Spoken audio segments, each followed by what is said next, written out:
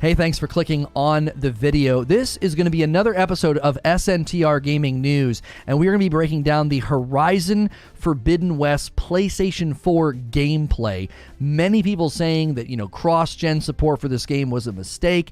It's holding Horizon Forbidden West back, and we wanted to finally take a look at the PS4 gameplay. Most of the footage we've looked up to this point has been PS5 gameplay, and I am going to bring everybody over from the stream this morning. We did an Elden Ring gameplay stream as well, and we covered that. So if you want to see all of my coverage, we have playlists for all of the Horizon Forbidden West and Elden Ring news that has kind of emerged, and we have it nice and organized on the channel. We do like to start these episodes with a quick breakdown to give you what you might be looking for, so make sure you're subscribed to the channel with the bell button checked so you don't miss the live streams or these quick segments.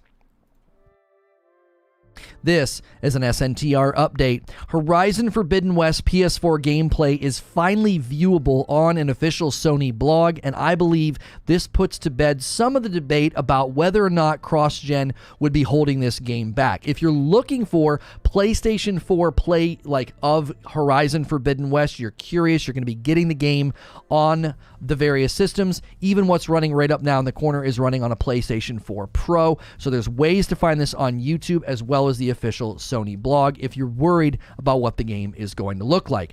If you like these quick SNTR updates, hit subscribe and the bell button so you don't miss my uploads. Now, I think the gameplay looks and runs impressive. I don't think I'm noticing any significant degradation in performance. I think the most notable thing is that in most of the gameplay that they put into the blog post, there were the slow pans. They would sort of do the pan and scan and slowly sort of scan an area. Now, the reason that they do that is because the frame rate is going to be significantly lower in the game on the PlayStation 4 or the PlayStation 4 Pro. The difference between 30 frames per second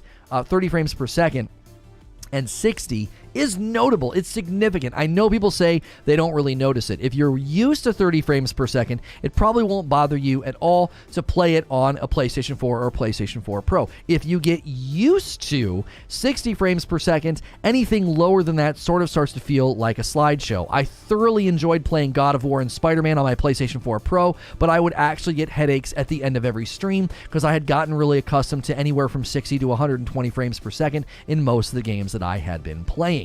This, to me, is clearly evidence that the game was not held back. If you really analyze the PlayStation 4 gameplay footage with a fine-tooth comb, which we are going to do in my live stream on SNTR Gaming for the live sort of VOD, but in this video, we won't be doing that. But if you do take the time to do that, I don't see any evidence that the game was held back. I think there's too many layers of the graphical fidelity that really shows off just how beautiful the game is and how well it runs. I think this shows big promise for God of War Ragnarok. Many people have used similar lines of thinking that God of War Ragnarok being cross-generation supported is going to hold back the game significantly. If you play the God of War PC port, it's very noticeable that the engine, the textures, the graphics, the combat, all of it was well ahead of its time. And I think that's something that people don't really understand is, according to Cory Barlog, the developers themselves were the ones that had been putting pressure on Sony to start bringing their titles to PC. And one of the reasons for that is so much of what they've been building has been held back by the old tech. Not that their development was held back, but how the games run are held back.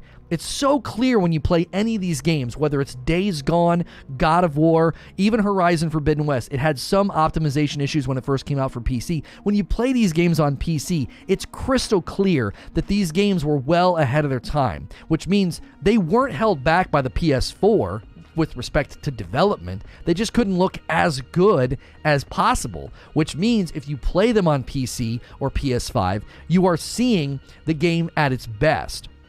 It's not like you play the game right now on the PC and think, my gosh, they could have made this game so much better and prettier and run so much smoother if they wouldn't have launched it on PlayStation 4 or developed it from PlayStation 4. This, to me, the footage, both that as well as the PC ports, I think puts the cross-gen debate to bed. I think people overstated their case, completely misunderstood Sony when Sony said we believe in generations, and all you have to do is take a little bit of a glimpse at either the ports coming to PC or the Horizon Forbidden West PS4 gameplay to mainly take away, these games have not been held back. They're going to look and run beautiful, even on really, really old technology. Let me know what you think in the comments below, and I'll see you in the next video. And I'll see the rest of you right now. Good morning, good afternoon, and good evening. Not sure what you guys think of this topic. You know, has the game been held back? Is cross-generation support a serious problem? Finally getting a pretty substantive look at the gameplay on PlayStation 4. I'm going to pull it up now so that you guys can see these glimpses, and I'm going to make sure that they're all set to high def. And this again, unfortunately, these GIFs that they run, they're not like videos that I can pull up on YouTube. So here I think is a prime example of what I'm talking about. They're doing the slow pan. We know why they do this. They do this because it's not necessarily a high frame driven performance on these older systems, but this is PlayStation 4 footage of Horizon Forbidden West. The fidelity of the graphics, the lighting, the color saturation, all looks phenomenal in my mind. You know, even the lighting effect here coming down from the sun. I don't see anything that is evidenced here that the game was held back, especially considering how great the first game looked, to be quite honest. The Pro footage looks better than 30 FPS to me, like 45-ish. I would expect base PS4 to be 30, though. The problem with hitting 45 is that if it can't consistently hit 45, like, what good is it? Do you know what I mean? If you can hit peaks of 45, that's great, but once you get into the big open areas or the bigger fights, I think it would start to become sort of like a, well, what's the point? What difference does it make if it can't maintain a solid 45? I've said similar things to people that are like, oh, I get like an average of, 90 in a game, so it goes from, big 120s to down below. I don't understand the point of that. If you can't maintain a flat 120, then I don't understand the point. I would rather run rock solid 60 than have a fluctuating 120, because drop frames are drop frames. It doesn't look good when it happens. So it's funny, I notice how quick Rockstar is able to quickly have GTA pop in loading through some of its catches and noticeable slowdown or small screen freezes. Legend says, I'm more interested in these clips more for the actual gameplay than the platform it was played on, just getting more hyped. Stable's more important. I thought the next gen concern was in-game design, not just graphics. Some of that, Zubair, I think it's fair to say, wait, I didn't think necessarily people were worried about graphics, but that is to presume a lot. Not you, but the people making the argument. The people making that argument are presuming that there's tons of features, mechanics, and ideas that they weren't able to do because of old gen. I don't find any evidence of that in the developer's commentary or anything else. Let me get you guys out of full screen here, and we'll look at another one. Let me pause that one and get another one for you. And this one's going to be some attacks here now, so some combat. Again, I believe this is on a PlayStation 4 Pro. So the lighting from the enemies is great. The particle effects, the explosions. The most notable thing is the frames per second. It is clearly not hitting 60, and that's to be expected. Little animation here, her equipping something so she can go in and get a nice big hit on whatever this frozen monkey is. So this is actual new gameplay. I've not seen this gameplay before. This fight with these monkeys, these baboon-looking things. So this is brand new gameplay. We get a glimpse at a little bit a trap that she sets there, and some fiery explosion attacks that she has to run through. She takes a little bit of damage there, and then she's able to land a frost hit. And then I think she ends up getting another pretty big frost hit on this guy. And then that's enough to freeze him totally. So that's one of those things where you put enough on the enemy. And then she does this to kind of finish the job now that he's frozen, stunned, and kind of covered in some frost. Looks hitchy. I'm not seeing any hitches. I'm not seeing that. At what point are you seeing hitches? You got to pinpoint where the hitch happens. Because there are hitches in games like this. I've not seen one, though. That seems smooth. That spin seems smooth. That seems smooth. I'm watching for hitches now to see if I see any. Yeah, I've not seen a single hitch. It could be my restreaming of it. Periodically, there are little micro stutters in OBS. That's not something that we've ever been able to fix. It's a Windows OBS thing. Here's some more footage for you. Again, this is new. I've not seen this before. I've not seen this in any of the gameplay reveals. She's got on some cool armor as well, almost like she's got some kind of a cape, it seems. Yeah, she's got a really cool cape on her back. She looks like a bird. Oh, this outfit actually looks like is she showing skin with tattoos? Is there tattoos on her skin, or is that like leather, do you think? I wonder if she gets tattoos from like the one tribe. It looks like she might actually have like bare skin on her side, on like her ribs, and that she's been tattooed maybe. It could be leather. It's hard to tell. I'll see if we can't get a freeze frame of it. Why is it doing that? The minute I try, I think it's leather. I don't know. That looks like her skin there. I wonder if you can customize your body and get tattoos. That texture looks like her actual skin. Maybe even, is her arm tattooed as well? I wonder if you can interact with the people, or body paint. Sorry, not tattoos, but like body paint. She has tattoos there in the previous videos, I think. I wonder if this tribe will give you like body paint. Like, she usually doesn't have a whole lot of skin showing in the game, and it looks like she's got almost like a bare back with bare sides here, and she's got paint on and like some kind of a winged cape. Yeah. So that'd be pretty cool, because the one tribe had like red and black like body paint and tattoos they were doing. That'd be pretty awesome if she can get those too. Photo mode in this game would be amazing. Yeah. Let me get you some more footage here. Eugene says, dadgummit, you click on it and it opens it instead of pausing it. You can tell they understand how to develop for it very well. Yeah, it looks as though we've got 3 different pieces of footage to watch on this Sony blog that they have put out. And some of this again is brand new footage. So we're looking at Horizon Forbidden West PS4 gameplay, and the footage being multiple different layers, mostly seeming like they tried to show off a village and then a couple of fights, and the fights seem new.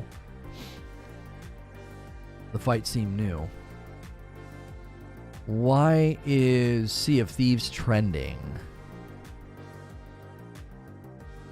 We covered Sea of Thieves last week. I was just seeing why they were trending. Squeezing everything out of decade-old tech. I mean, it's impressive to say the least that they're getting this level of performance out of these really, really old systems. I gotta say, it's not bad.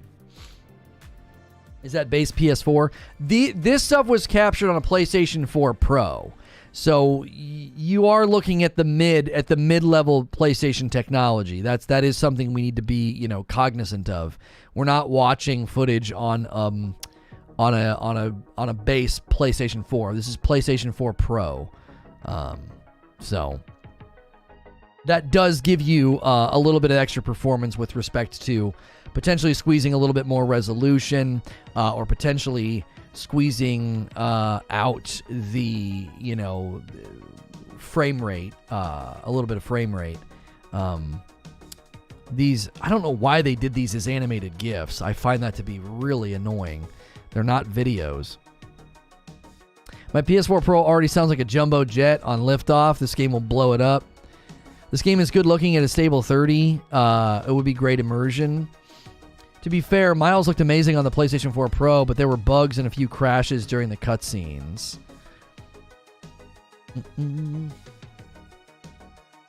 Okay. Let's ask the audience. Horizon Forbidden West. What platform will you be playing on? Which platform will you be playing on? PS5? PS4 Pro? PS4? Wait for PC port. There you go. What are you going to attempt to play Horizon Forbidden West on? The PlayStation 5, PS4 Pro, PS4, or you're going to wait for the PC port? Those are all options. Those are all options on the poll at the top of the chat. Do me a favor and smash the like button. We are in a new stream, so make sure you're on live chat. Make sure you smash the like button. If you're just tuning in, we are checking out the newly released Horizon Forbidden West PlayStation 4 gameplay. This is all captured on a PlayStation 4 Pro, but the performance is, I think, very, very good. For those that were concerned or worried, I actually think it looks quite good. Pretty much all of our Horizon Forbidden West coverage has been PlayStation 5 footage. But I think this gameplay shows that the game will be optimized to run very well, at least on a PlayStation 4 Pro. I don't know if it'll have issues on PlayStation 4s with the slightly weaker performance issues of the 4. And if you want to let us know in the chat, what do you think about the game? Do you think it was held back by next gen? Make sure and hit subscribe so you can talk in the chat and be a part of the conversation and the debate. PC ports confirmed or just speculation? I mean, they have made it very clear they want to bring their first-party titles to PC. The God of War PC port was ridiculously successful. Cory Barlog from God of War, Sony Santa Monica Studios, said that the developers are the ones that have been putting pressure on Sony to bring the games to PC. So I cannot see this not landing on PC eventually. It definitely looks like you can customize her skin. Her arms had a white pattern in the one shot. Yeah. I was more shocked to see it because I think in the last game there was like maybe one outfit where you could like kind of see her stomach. This looks to be pretty like bare skin. I mean, she's got a cape on. I don't know if you have to keep the cape on, it covers up quite a bit, but it's like an open back piece of armor as well as her sides and her ribs are showing to show off the awesome body paint. So I didn't know if they were going to let you have more revealing armor than the previous game. That was something that they did in very, very small amounts in the last game. Mainly because, I mean, it seemed like they were going for realism. Like, you're out here in the wild. Like, you really need to be armored up and covered. You can't be roaming around in a bikini. That's definitely something that they stayed away from with Aloy's armor types in the previous game.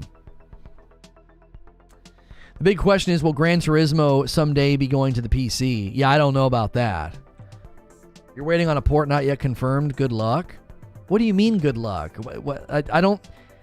I feel like some people are almost like annoyed that PlayStation is expanding to PC for some reason. I don't necessarily understand that. What would make you think it's an unlikely PC port? They already ported the first game. They've indicated they wanted to bring more first-party titles to PC. God of War on PC set records. The guy from Sony Santa Monica Studios said that they're putting pressure on Sony to bring their titles to PC. So, like, don't you think if you were a betting man, there's a higher likelihood of games coming to PC than not? Day and date will come in a year to a year and a half. I actually theorized in my coverage about something this morning with the Death Stranding, Director's Cut coming to PC, the official release date now. I actually theorized that they're going to start to shorten the window of time to a year to 18 months. The PC port won't hit for a year later or longer. Well, yeah, that's why I said wait for PC port. It wouldn't be immediate. I think her armor design had more to do with all the snow everywhere in the game. There wasn't much snow in the last game. There was one area where you went into the snow. There wasn't a lot of it. Sean Layden said himself he never sees PC day and date. day and date's not coming. No, they're not going to say anything now. They don't want to discourage people from buying the game. They also started working on God of War 2018, only 2 years after release. If it wasn't for the PS5 shortage, I could see the game coming out sooner on PC. Yeah, possibly. Possibly. She starts off in a snowy area. Yeah, but most of the game, you're not in the snow. There's lots of desert areas and jungle areas. You know what I mean? Sounds like the same bunch I had to remove from the updates channel, spamming negative non-release rumors they made up. Yeah, there was a guy in here the other day just screaming that it'll never come to PC. It'll come to PC, Zero Dawn did, enough said. Yeah, why? I don't understand why you would bring the first game and not the second. That doesn't make any sense. Village looks incredible. Yeah, this is captured on the PS4 Pro. We'll let this loop one more time, and then I'll show you some of the combat on the PS4 Pro. Again, I think the most noticeable thing is frame rate. I don't think the game looks bad at all. I guarantee it will be coming. It's more profitable to delay. Yeah, they make way more money if they delay and wait. They're not going to do it. I can't see them doing it right away. I can't see them doing it right away. Oops, it's not done yet. Sorry.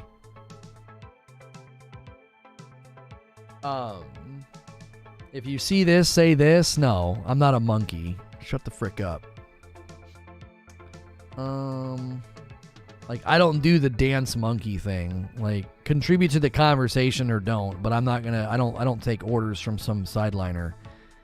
Best case, you could see it drop 3 to 6 months for PC ports. I think the earliest you'll ever see a PC port is a year.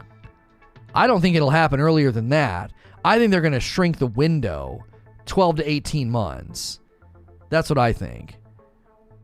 I think 12 to 18 months that is the earliest you'll see some of these games. Like Ragnarok and Forbidden West, I think land on PC about 12 to 18 months after release. That's what I think.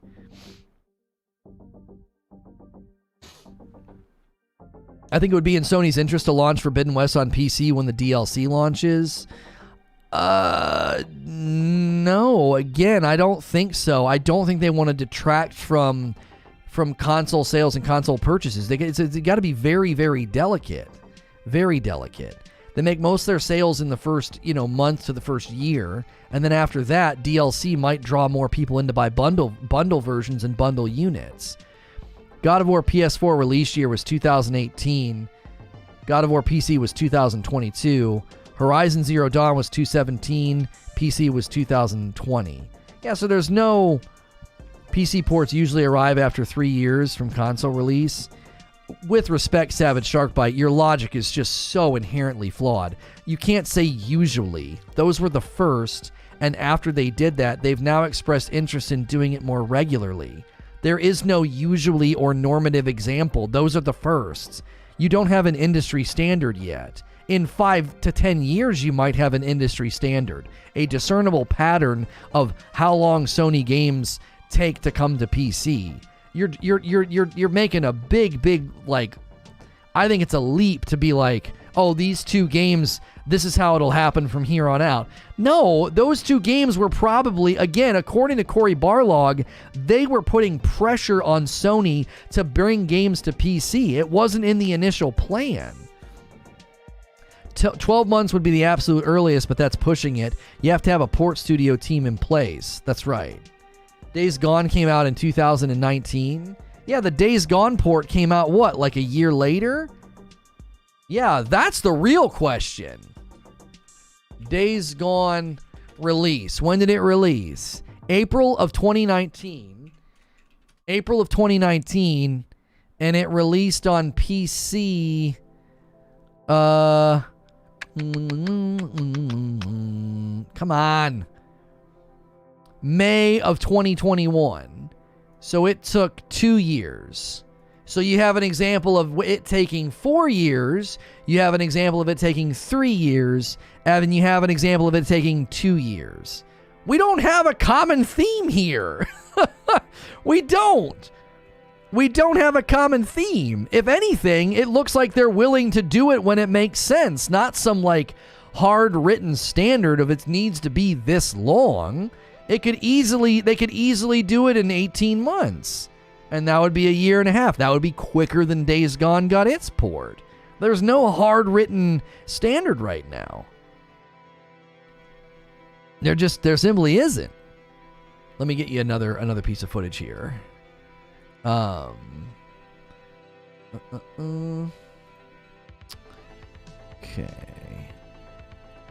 More new footage here. More new fights we haven't seen yet. Look at Stranding. Time frames are completely different. Yeah, Death Stranding's all over the dadgum place. Death Stranding hit PlayStation 4, and then it hit PC, and then Director's Cut hit PS5, and then Director's Cut is going to hit PC. All in different weird times. All over the dadgum place. Like, Death Stranding doesn't even make any... Like, it's a fragmented release to a certain degree. If you're just tuning in, we are looking at the PlayStation 4 Pro gameplay. Horizon Forbidden West PS4 gameplay. Finally viewable at this point to sort of dispel some of the notions that the game will be held back or not look as good on the PlayStation 4. At least on the Pro, I think it's going to look very, very good and stable. Do we know all the modes for PS5? Fidelity and performance? I think there's 3. Isn't there 3? There's the 4K 30, there's 1440 60, and isn't there one that like shoots for in the middle and aims at 60? There's usually 3 now, I thought. To be fair, Death Stranding isn't first party. It's exclusive to PlayStation. What are you talking about? What do you mean it's not first party? Like, you mean the developers aren't owned by Sony? Is that what you mean? It's still an exclusive, though. What they do with Ghost of Tsushima will be telling, says Eugene. When did Tsushima launch? That would be the question. Ghost of Tsushima release was 2020 of July. Yeah, so I mean, we're this summer will be 2 years. This summer will be 2 years. I don't know if that's going to create a standard, though. I think we need more time. I think we need more time. It was never a PlayStation 5 exclusive. Well, it was... Death Stranding was a PlayStation 4 exclusive when it came out. It was a timed exclusive. Okay, right. So it was always planned to bring it. So, okay, so that's a good point. Death Stranding isn't a port. That's not a good example. Right. We should stick to Horizon Zero Dawn, Days Gone, and God of War as examples of ports. Because those were console ports to PC. If you've never been here before, take a vote at the top of the chat. We want to know what platform you plan to play Horizon Forbidden West on.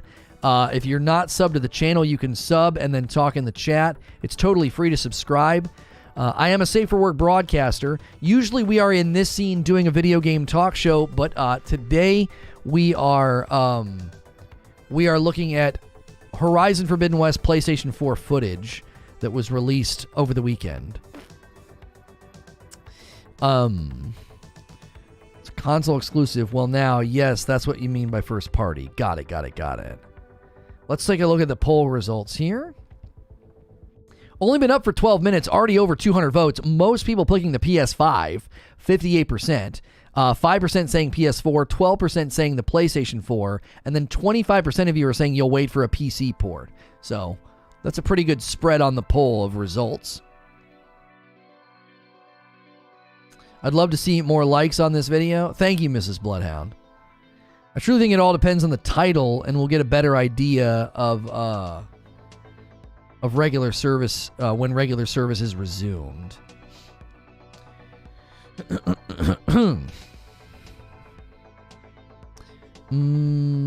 Honestly, Bloodborne is great and all, but I played it so much, I just want Elden Ring at this point. Not really on what we're talking about. I'm going to buy Horizon Forbidden West on my PlayStation 5, coming out February 18th. Thank you, Thomas Isaac. I love how he just comes in and speaks like a bot. It's my favorite. I speak on behalf of the PC community when I say, keep all your games at Sony exclusive as long as you want, but give us Bloodborne, Demon Souls, and Spider-Man right now. These are high demands. I don't think you'll get them. I don't think Spider-Man will ever come to PC. It's just a hunch. It is just a hunch.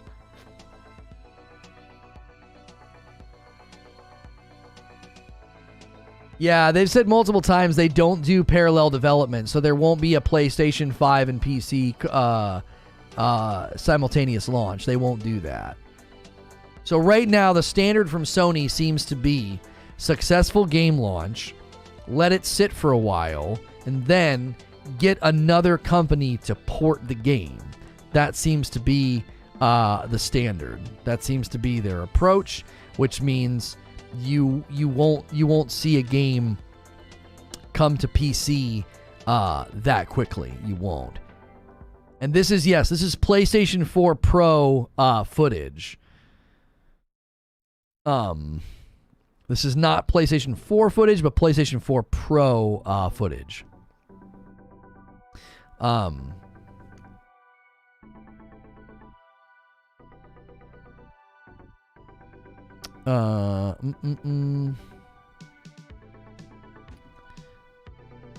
There's no pattern to this thing. No, there's no pattern to this thing. All we have is Sony's commentary on the fact that they won't do parallel development. That's all we have. Don't you think the delays could play a role? I would assume that the development for PC was not affected by that. Why would they delay both? Well, if the game gets delayed, wouldn't that mean the port gets delayed? Don't they want to hand a complete product to the porting company? I mean, unless they can hand them assets that, like, they could get started before the game fully releases, that certainly is possible. I hope no one gets disappointed when it happens day and date, just like Xbox. What do you mean day and date? Explain that to me, Mo. What are you arguing? Are you arguing that Forbidden West is going to hit all platforms day and date? PlayStation 4, PlayStation 4 Pro, PS5, and PC? You think they're going to do that? Though they've said they won't, and they don't do parallel development, you think that's what they're going to do? Am I understanding your point correctly? Most of the previous Spider games have been on PC, Spider-Man games. I don't think Sony's going to do it. I think Spider-Man just gets treated differently as a property. Don't get me wrong, I'd love to see it. I'd love to see Spider-Man come to PC. It's a beautiful game. Did no one take the bait? Y'all need more Rageless Roast. Yeah, order some coffee. We've only had one coffee order for the day. We need to move that coffee, folks. We need to get you guys buying again. We went crazy in December. And we've slowed down a little bit in January. No, PlayStation games will come in a year to a year and a half. Oh, you're saying day and... What do you mean by day and date, though? So you're saying when it comes out for PlayStation 4 and 5 and Pro, they're going to give a day and date for PC? Why would they do that? Why would they do that? That seems so fast. There will be a few they don't port because they maintain status as system sellers. Yeah, and I think Spider-Man, being the most globally popular superhero, they would want to treat him that way. Crazy for that Frickmas, and we all overstocked now? Yeah.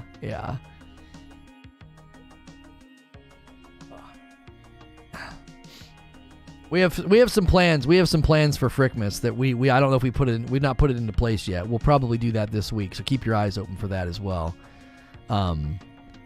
Keep your eyes open for an announcement there. We should have a new sponsor announcement this week as well. If you're just tuning in, we are checking out the Horizon Forbidden West PS4 gameplay. This was released on an official Sony blog. We've got a couple of different clips we've been looking at. It was all captured on the PlayStation 4 Pro, and my argument is this dispels the notion that cross-generational support held back the game or hurt the game, and we also want to know what platform you plan on playing this game on. That's what the poll at the top of the chat is all about. Mo says, I'm saying they are taking their time in a year to a year and a half. All PlayStation games will be day and date. What do you mean by day and date? Somebody explain that to me. I've asked like 4 times, Mo. What do you mean by day and date? What's he mean, chat? If God of War Ragnarok sells the 20 million again, You can bet they will be a 2-year wait at minimum. The Wolverine game was rated M for mature. T for teen would be disappointing. Mo is saying by summer of 2023, Sony exclusives will launch on PC at the same time. Oh, he's saying in a year and a half, all PlayStation games will be day and date.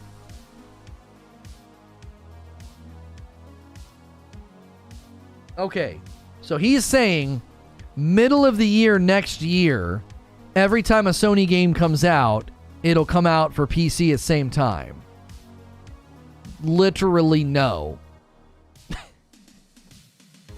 In the most literal way that I can say it, Mo, and you know I love you. No, that is not going to happen. Absolutely not. No. There is literally no way. The PlayStation 5 is one of the fastest selling consoles. Analysts are predicting that it's going to sell 2-to-1 this year over the Xbox Series X. Why would they take that away from themselves?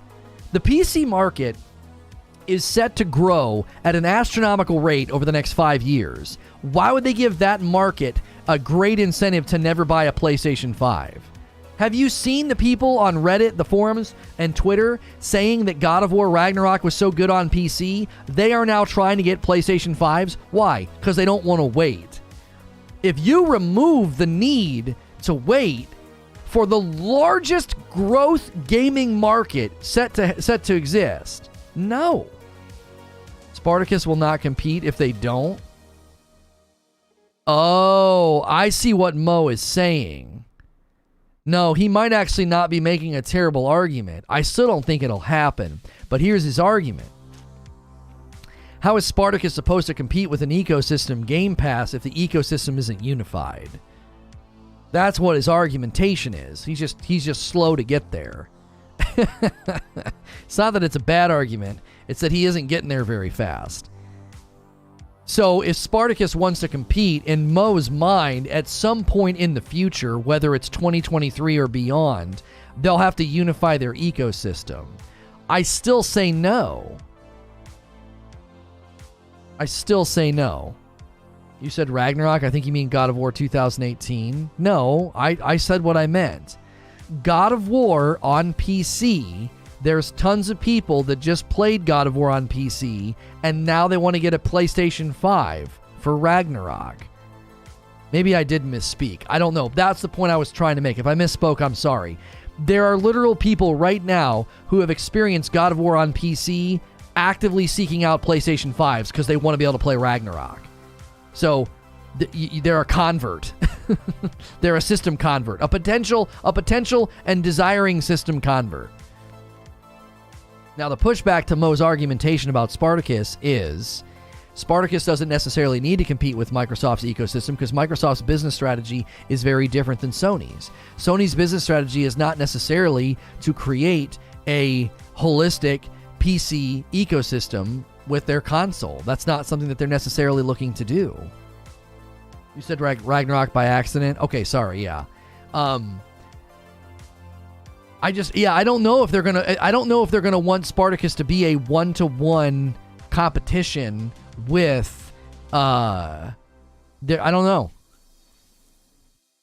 They may just want to have that subscription service competition so that, like, hey, when you're on a Sony PlayStation and you subscribe to Spartacus, you get all these great games. Like, that may be their main goal. Their goal may not be to do the Microsoft ecosystem PC line blur, right? Because that's a big reason that Microsoft's doing what they're doing. They want the line to be blurred between the consoles and PC. Hey, somebody ordered some coffee. Second coffee order of the day. LOL poop sack, making sure he gets Frickmas blend before it runs out. Because once the holiday blend is gone, it's gone. So get your orders in. It's been the most favorite for the last couple of months. And so quantities are getting quite a bit lower. We started out with almost like 550 bags or something, and we're down to like 100 something. So get your Frickmas orders in. Once it's gone, it's gone. And then we are going to have a spring-summer seasonal flavor as well. and the Frickmas will be back for the holiday Christmas time. My man Black Superman coming in with a gaming tier 1, re-upping that membership and getting the purple badge. Thank you so much. We've been really wanting to see new members. If you've never been a member to a YouTube channel before, it starts at $5 a month. You can hit the $ at the bottom of the chat box to become a member or send a tip. It's free to subscribe, and it's free to press the like button. So let's set our sights on the next like milestone of 200 likes. And if you haven't hit subscribe yet, you can do so to talk in my chat, and you can subscribe in confidence. I'll be in your sub feed all week doing a variety talk show. Usually I am in this scene breaking things down. I got a great 80s T Marvel shirt on and good displays in the background, so support our various sponsors as well. If you're looking for a great t-shirt or a display for your room, office, or den, be sure to use my links in the description below or the commands in chat. Let's switch to... We've been bouncing between the footage. I wish they had more, to be quite honest. I wish they would upload like an actual lengthy video to YouTube instead of these like short GIFs. Spartacus's biggest feature will be backwards compatibility to get the old library Sony first-party single players. Will never be date and date on Spartacus. Yeah, I agree with what Jeff is saying.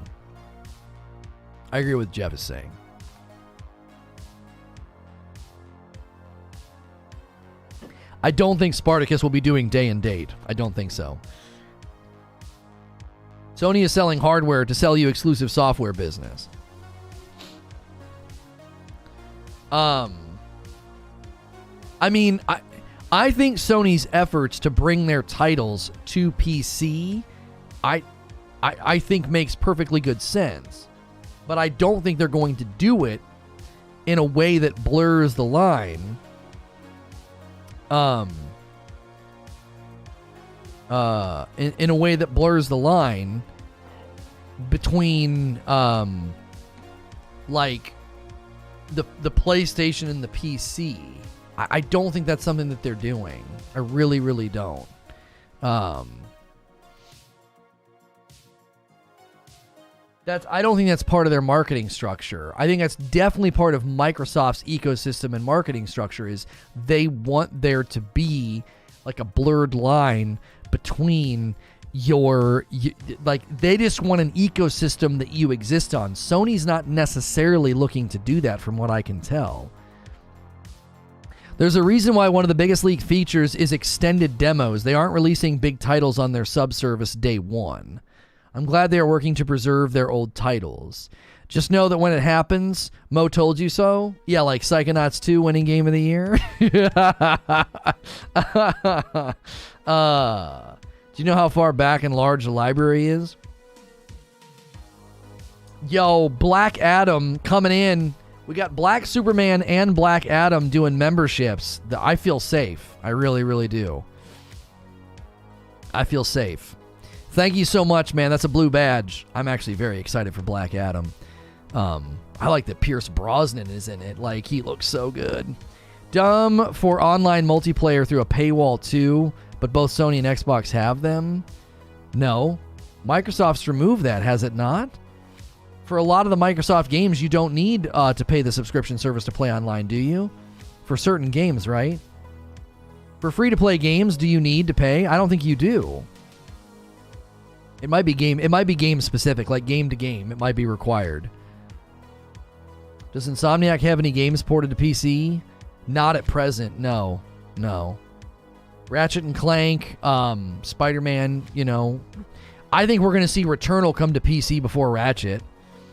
4 months from William. I want to say thanks for being a beacon for people. Yo, I appreciate that, dude. Thank you for renewing. That's 4 months. Thank you. I appreciate those memberships, man. Where's our member count? Because we had a surge last week. I think we can get to 500 this week. I feel like we can. I don't like banging on the membership drum, but I feel like we can do it. It says 448. 445. Yeah, we're stuck in the mid 400s. We just can't get out of it. That's all right. We'll get there. I only drink grind coffee, and I don't even like that. Why would you drink it if you don't like it? I don't understand.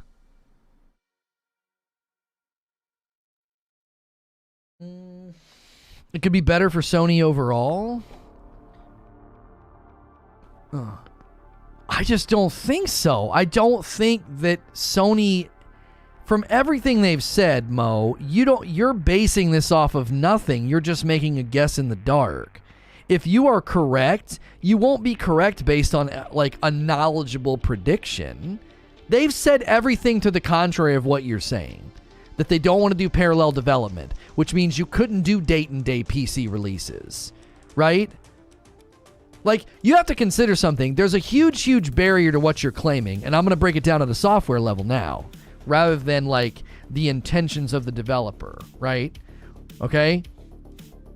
If a game is developed and can run on Microsoft's operating system and whatever version of DirectX they're running on the Xbox, then that means it can do a simultaneous launch on Xbox and PC. It's not as simple for Sony, because the Sony game is running on the Sony operating system, which changes a lot of the infrastructure and the coding of the game. Doesn't that create a barrier? Meaning, you need somebody to officially port the game. Like, when Halo Infinite launched multi-platform, it didn't need ported to PC. It runs on the Microsoft operating system, does it not? And therefore, you don't do parallel development. It's just developed to run on all of it. That's not the same to be said for Sony first-party titles. And they have indicated they don't want to do parallel development. So everything I just stated stands as like a pretty strong, I think, technological refutation to your prediction. It doesn't seem feasible. They literally hire a company to port the game to PC. This just in, Microsoft now has a new and exciting feature that will allow you to save your progress in games. Stop it. I don't see day and date happening. For everything I just stated, for all the reasons I just stated, I don't see day and date happening.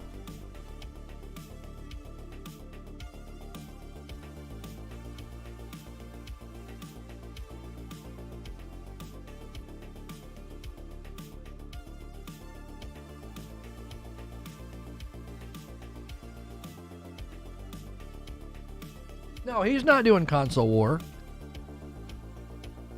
Yeah, he's not doing console war. He is saying his prediction is that Sony, to compete with Game Pass, starts releasing their games day and date.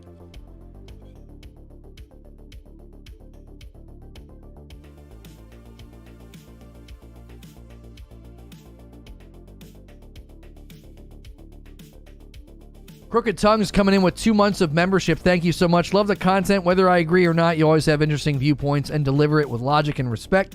We need more like you. Thank you.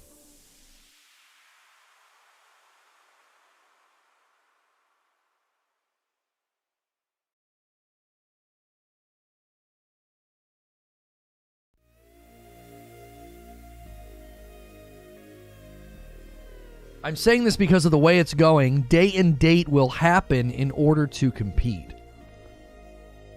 Have I mentioned that I love this dark roast? Thank you, Zubair. You have mentioned that, and we greatly appreciate how much you love the dark roast. I've just fully gone back to light roast. I love it so much.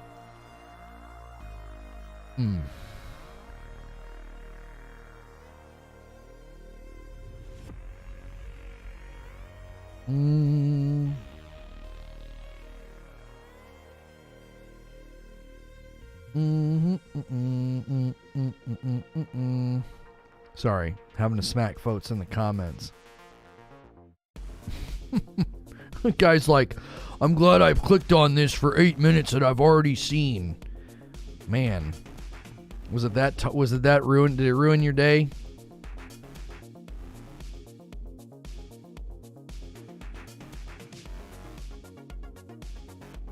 One of the Island Boys skins dropping in Fortnite? Yeah, I don't know.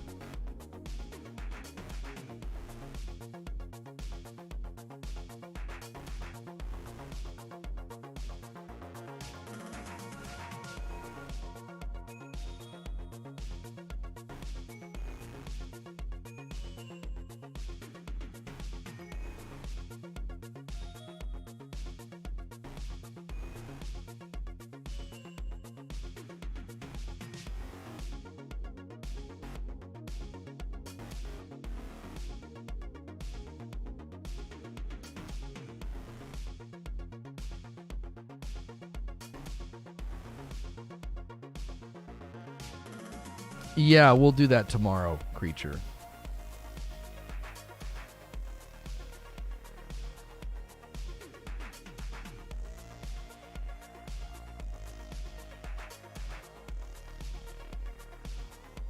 Apparently, there are 40 plus machines in Horizon Forbidden West, according to a 658 guidebook. It's a guidebook with 658 pages? Is that real?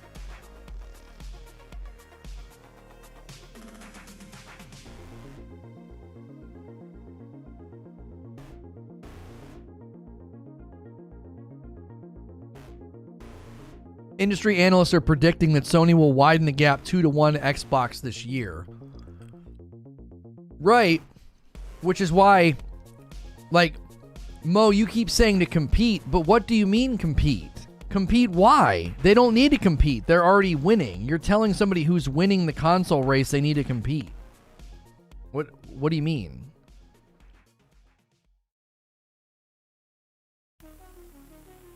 It's like they're getting lapped in Mario Kart.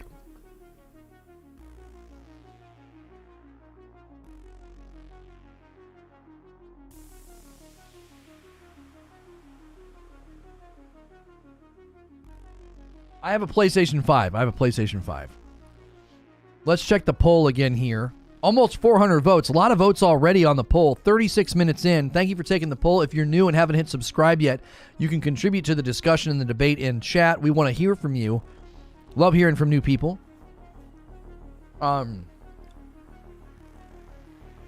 PS5 is winning the poll at 57%. Wait for PC port, bringing up the second place position at 22%. PS4 at 15% and the PS4 Pro at 7%, which is interesting because all the footage we're watching today is actually PS4 Pro, and it's the least represented on the poll. I wonder if that's because lots of Pro owners bought 5s.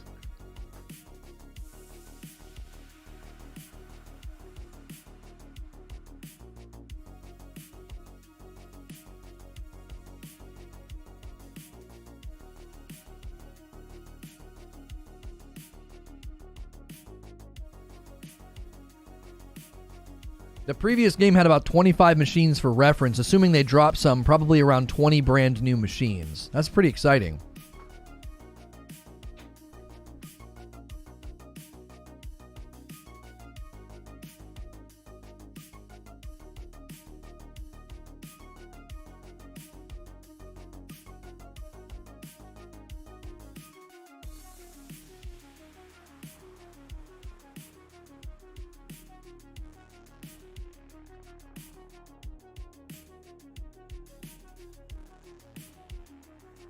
Okay, so Krebsy says, Mo thinks Sony needs to do is future-proof the business and keep them in the game against Microsoft, Google, etc., with cloud gaming being the future.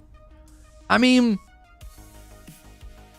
I don't think Sony's going to sit out standards like having a subscription service or looking into cloud-based solutions. They will do that. I don't think any of that creates an impetus that they need to compete with Microsoft and make games like, you know, God of War, Wolverine, Spider-Man 2, like first-party titles are not going to launch day and date, PC and PlayStation. It won't happen. I already outlined technical reasons why not.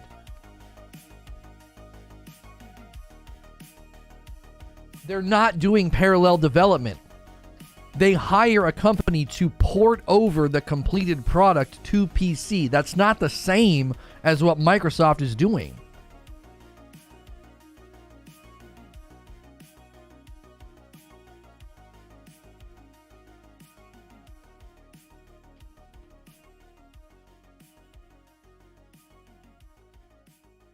Eugene says in a few years, Microsoft will rebalance all their pricing, etc., because what they're doing is not sustainable. You can't spend $500 million on development of a game and then just give it away. Unless they're making a killing on the micros.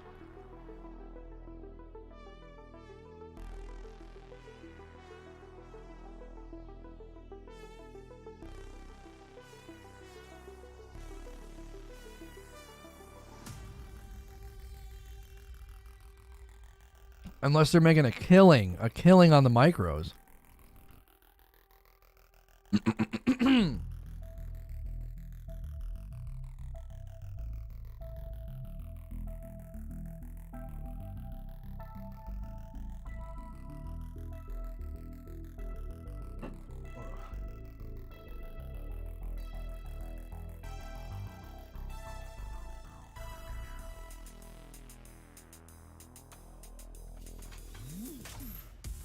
PlayStation has a PC port studio. Yeah, they do. If you're just tuning in, we're checking out the Horizon Forbidden West PlayStation 4 footage. And this is all captured on the PS4 Pro. They released this officially on their blog. We're having a bit of a debate about whether or not first-party titles like Horizon Forbidden West, not now but in the future, will land simultaneously on the console and PC. I'm arguing that no. They've indicated they don't want to do parallel development. They've indicated that they want to port games to PC, but my prediction is it'll always be 12 to 18 months after launch. Mo arguing that in order for the Sony Spartacus service to compete with Microsoft's Game Pass, they're going to need to be doing day and date releases, and I just don't think that is true.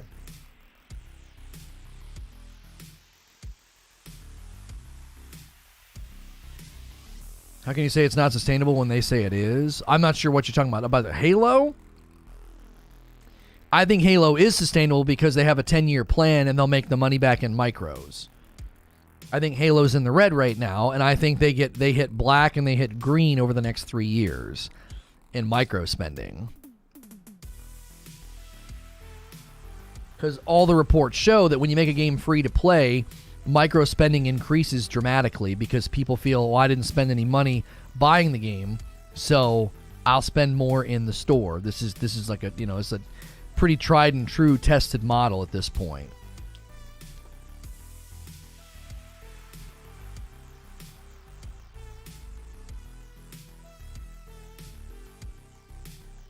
What's green? Well, profit. So I think Halo's in the red right now. I don't think they've made back their money. Halo's in the red. It's a $500 million budget. I don't think they've made $500 million on the product yet. I think it'll take them a couple of years to do that, all through the micro spending. They'll hit black, which means they'll be breaking even, and then green, meaning they'll be making profit. I think they'll do it all on micros, but I think it's going to take 3 years, maybe more. There's no way they've made back $500 million on that dadgum game. There's just no way.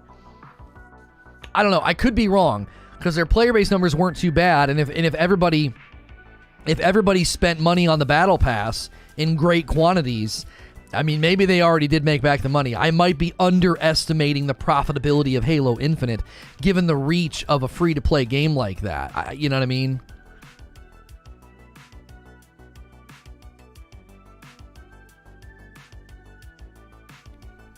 It's there's so much to be said. There's so much to be said for that game is meant to be like a slow burn of popularity or profitability. The Halo co-op mode still hasn't released. Well, Halo co-op isn't going to drive any money to the company. $20 for cat ears? Yeah. I mean, I could be really underestimating how much money they've made. They may already be profitable. I don't know. That's a rumor. It was never confirmed to be a $500 million budget. Wouldn't they have dispelled that notion at some point? You can't let the public run with a narrative of a $500 million budget because that affects shareholders and confidence in the market. You think they're just going to let people run with that narrative if it's false? Wouldn't they have corrected that and said the budget was smaller? I thought the $500 million budget was a confirmed thing. $500 million budget is for what, though? Is for Halo only, and it could for the show as well. Other things like the engine. You think the $500 million budget also included the television show? That also doesn't make... I don't think that stands to reason. You wouldn't have a unified budget like that. Completely different company, completely different, studios are handling all of that. It was always a rumor. 500 million budget was from them or someone saying what it cost. Player base is at 10,000 right now, I believe. People are not playing Halo as much as they did when it came out last month. Game's already dying. You're looking at Steam charts. You understand that like probably 80% of the player base is playing on Xbox, right? Steam charts prove nothing about that game. I'm not saying it's in great health. They certainly have lost lots of players. I will not dispute that. I think the Battle Pass and a lot of things about that game are making it very easy to put down, but you certainly can't use the Steam charts to make your point.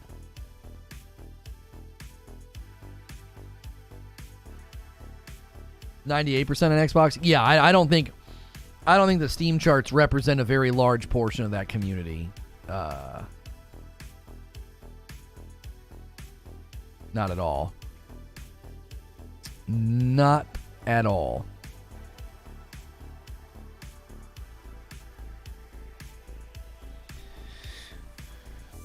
Steam is about 1/3. I doubt. According to some polling, I don't know. I really doubt that. I really do. I can't see that being accurate. 1/3?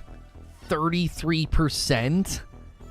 I just don't think so. I'm talking active player base right now, Eugene, not total logins since it first launched. Because a ton of people checked it out that first week on Steam and didn't go back.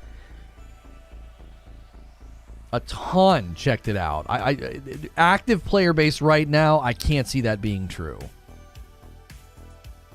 The people that continue to play Halo Infinite right now on at the end of January, it's got to be like 80 to 90% on Xbox. I don't know. I wish there was a way to check it. It's just got to be so consistently downloaded and installed on Xbox comparatively.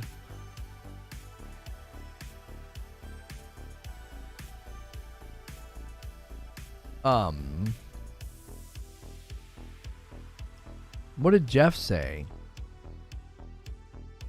Was he nasty? What did he say to you, Black Superman? It's a glitch. I literally played without having PlayStation Plus. Just stop.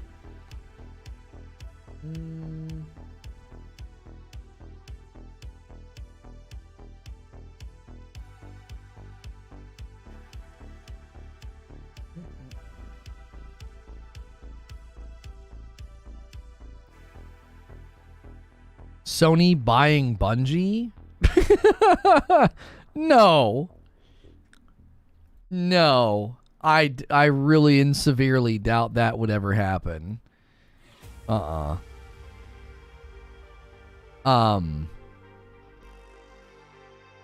my gosh, you're not kidding. He's not kidding. Herman Hulst just tweeted it. I'm absolutely thrilled to welcome Bungie to the PlayStation family. Bungie creates community-driven games with outstanding technology that are enormously fun to play, and I know that everyone at PlayStation Studios will be excited about what we can strive to do together. He's actually not kidding around. I think that shoots some of your publisher predictions right in the foot, doesn't it? Creature? Bungie's not going to get into... I can't see them getting into being this big, giant publisher.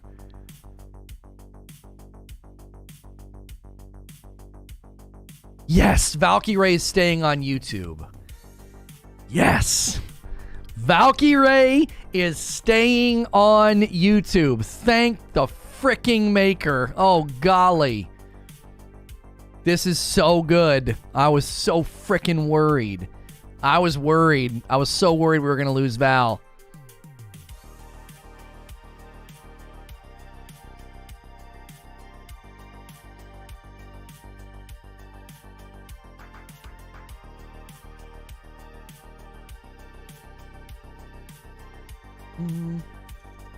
If I could type, I can't type.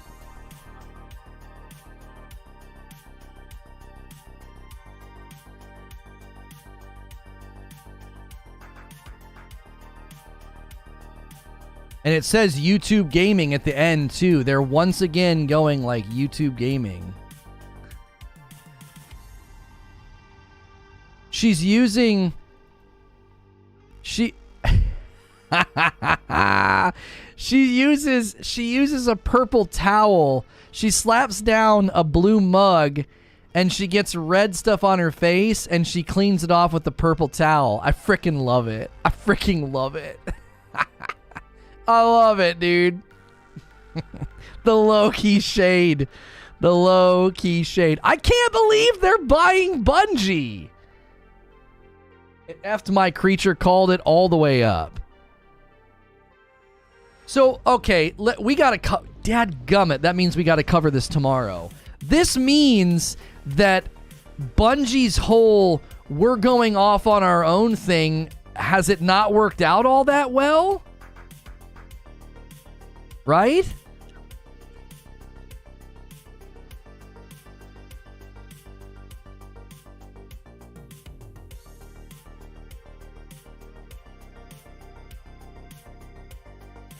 I'm asking a question. Has Bungie going off on their own not worked out that well?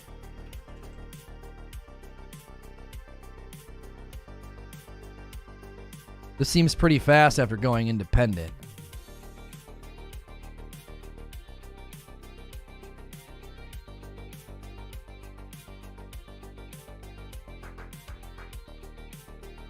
I would double check that first. Double check what?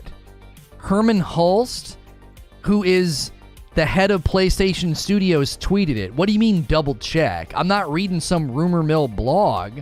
I'm reading the head of PlayStation Studios officially announcing it.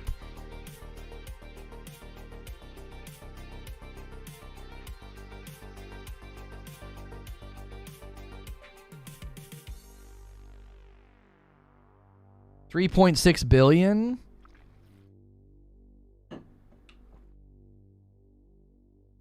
Bungie will be an independent subsidiary of SIE run by a board of directors consisting of current CEO and Chairman Pete Parsons and the rest of the studio's current management team.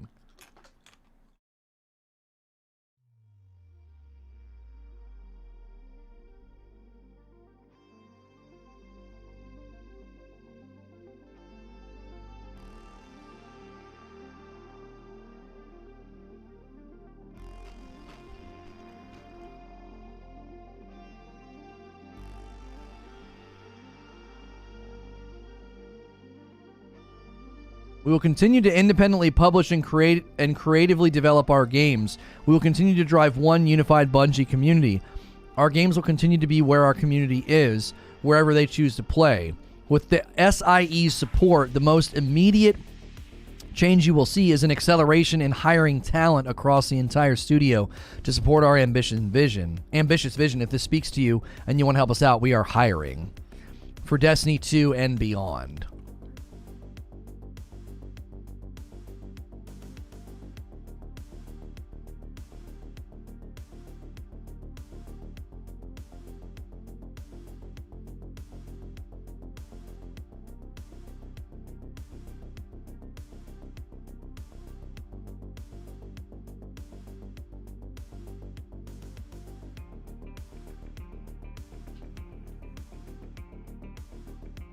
Destiny Studio will remain multi-platform, able to self-publish and reach players wherever they choose to play.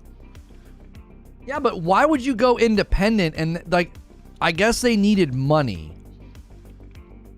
It sounds to me like they needed capital for expansion. That's what it seems to be.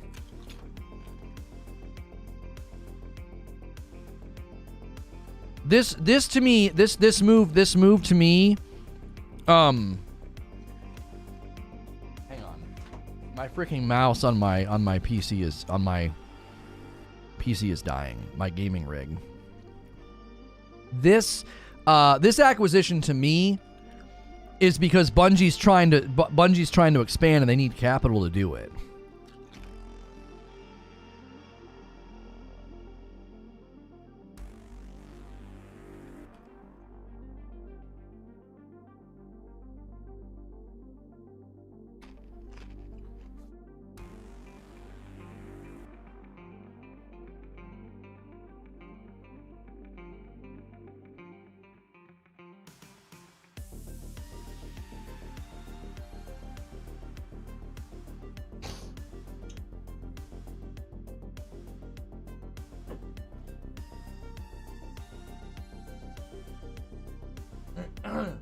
It's hard being big and alone. Yeah.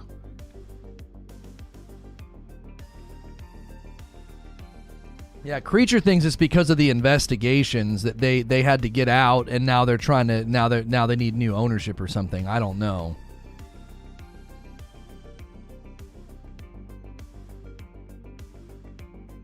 It's possible that Destiny's less profitable than it used to be.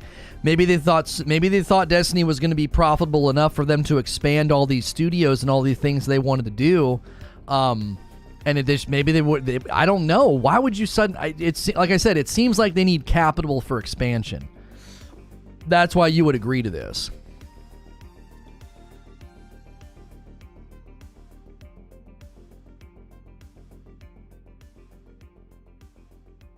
Maybe Sony had a lower price because all the toxic things going on at Bungie. Same as Microsoft and Activision Blizzard.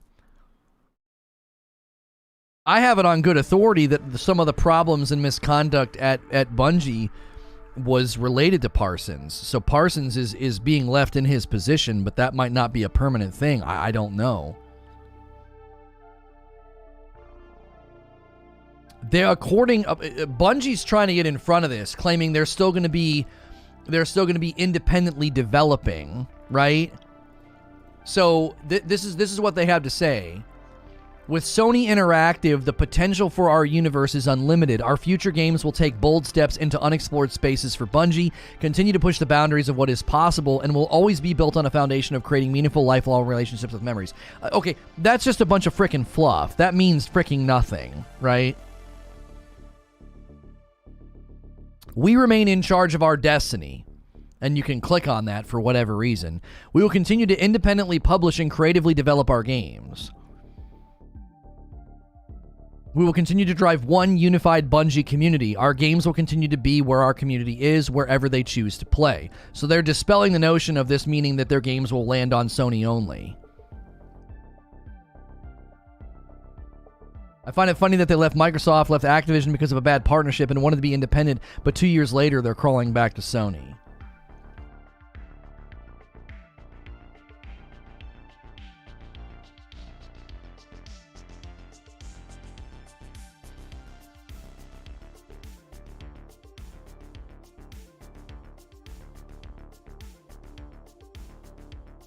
With SIE support, Sony Interactive Entertainment, the most immediate change you will see is an acceleration of hiring. Oh, I just moved my camera. Sorry. I don't know. This doesn't read like typical merger speak. This feels like damage control. I don't know. This doesn't feel like I don't know. I feel like they're worried about how this is going to be viewed.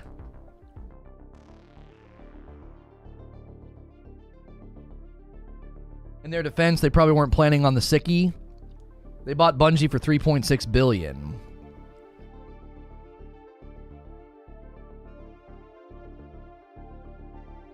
I don't know. I do not know how to read this. I don't know how to read this. It could be as simple as that they need capital to expand. It could be as simple as that they... What? Why do I have multiple tracking? Track shipment? What's coming from... So something's coming from UPS, and something's coming... Why do I have separate tracking? I'm supposed to be getting something today. I guess they did multiple shipments.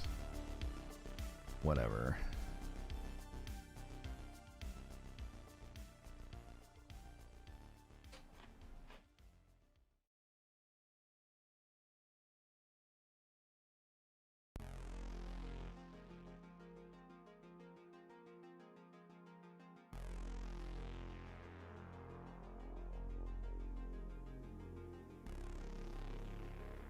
They can say all they want. Once the deal is done, Sony fully owns them. Sony could make the future games PS exclusive. There were analyst predictions that Sony would set their sights on EA. If you're just tuning in, we're shifting gears a little bit Obviously, to cover the fact that Bungie's being purchased by Sony, and we don't necessarily know. Jim Ryan from PlayStation has confirmed Bungie will remain independent and multi-platform, according to Jeff Keighley. So according to Jeff Keighley and according to the Sony Interactive Entertainment.com post, Bungie will remain independent and multi-platform. So I don't know. Sony's often talked about free-to-play game as service and multi-platform experiences being a significant growth driver for PlayStation. Bungie is an 800-staff game with free-to-play a free-to-play game as service experience, popular Destiny IP, new IPs in development, multi-platform experience, and approach.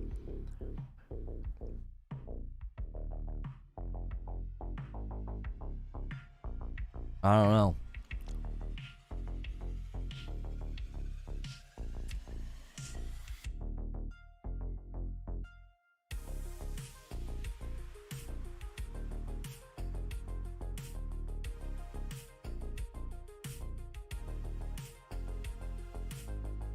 What's the point?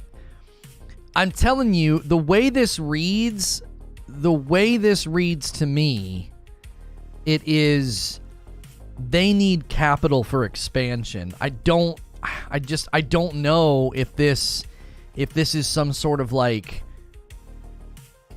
oh, we weren't making enough. You know what I mean? Like, I don't know. You went independent, and then 2 years later, I guess the deal that they've bartered for themselves, they're staying independent and they're staying multi-platform. A $5 tip from Gritter. Do you think Microsoft knew about this ahead of time and it's what prompted them to buy Activision as fast as they could? I don't think this had anything to do with it. Bungie is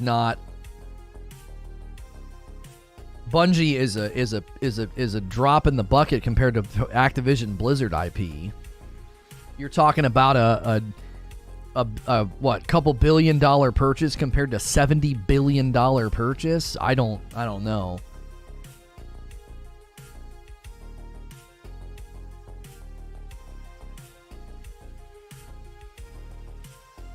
Yeah, I already read that quote from Parsons, Atwood. Thank you.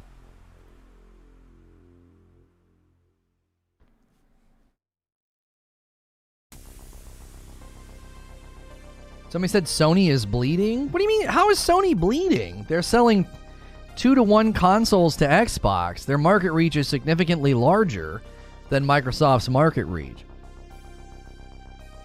100% cash strapped, but now they will have to suck more money out of their games for Sony royalties. Just see. I think it's only Destiny 2 or the Destiny IP, not everything Bungie develops in the future. That's not how Pete Parsons' commentary read on it. Parsons' commentary made it sound like this is to fund everything they're trying this is to help fund everything they're trying to do. They're still wanting to get into publishing, the way it reads.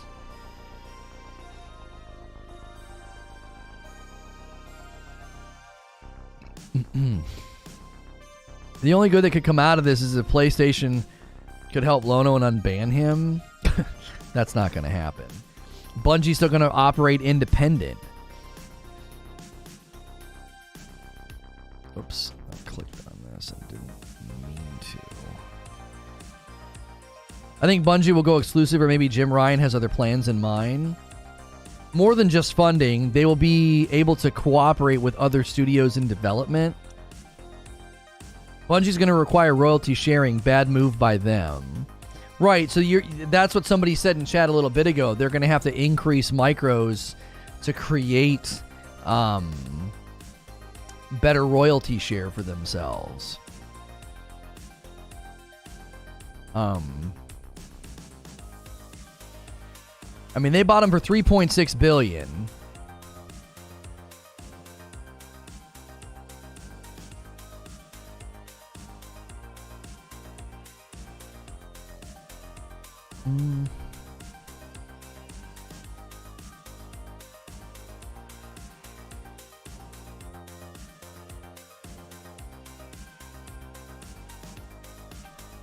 I think Sony is after future IP.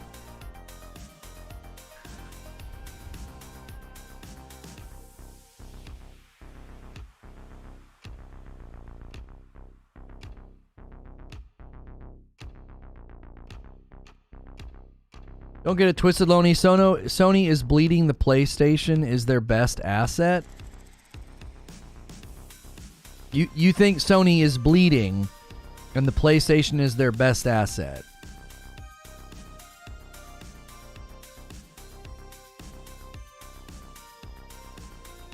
So when Microsoft announced that they were buying Activision Blizzard, it was going to put them third in size and reach with respect to revenue and valuation behind Tencent and Sony.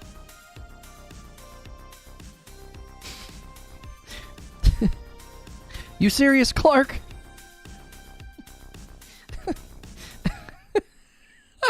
You serious, Clark? A $70 billion acquisition and Microsoft is still third in the gaming market compared to Tencent and Sony. What are you even talking about?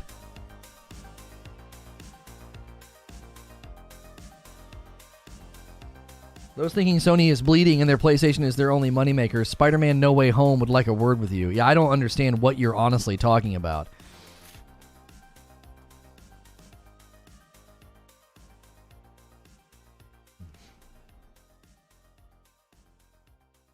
Is this the same Sony that has film, music, and electronics division? Yeah, all market leading? Right. Like, I don't know what in the frig.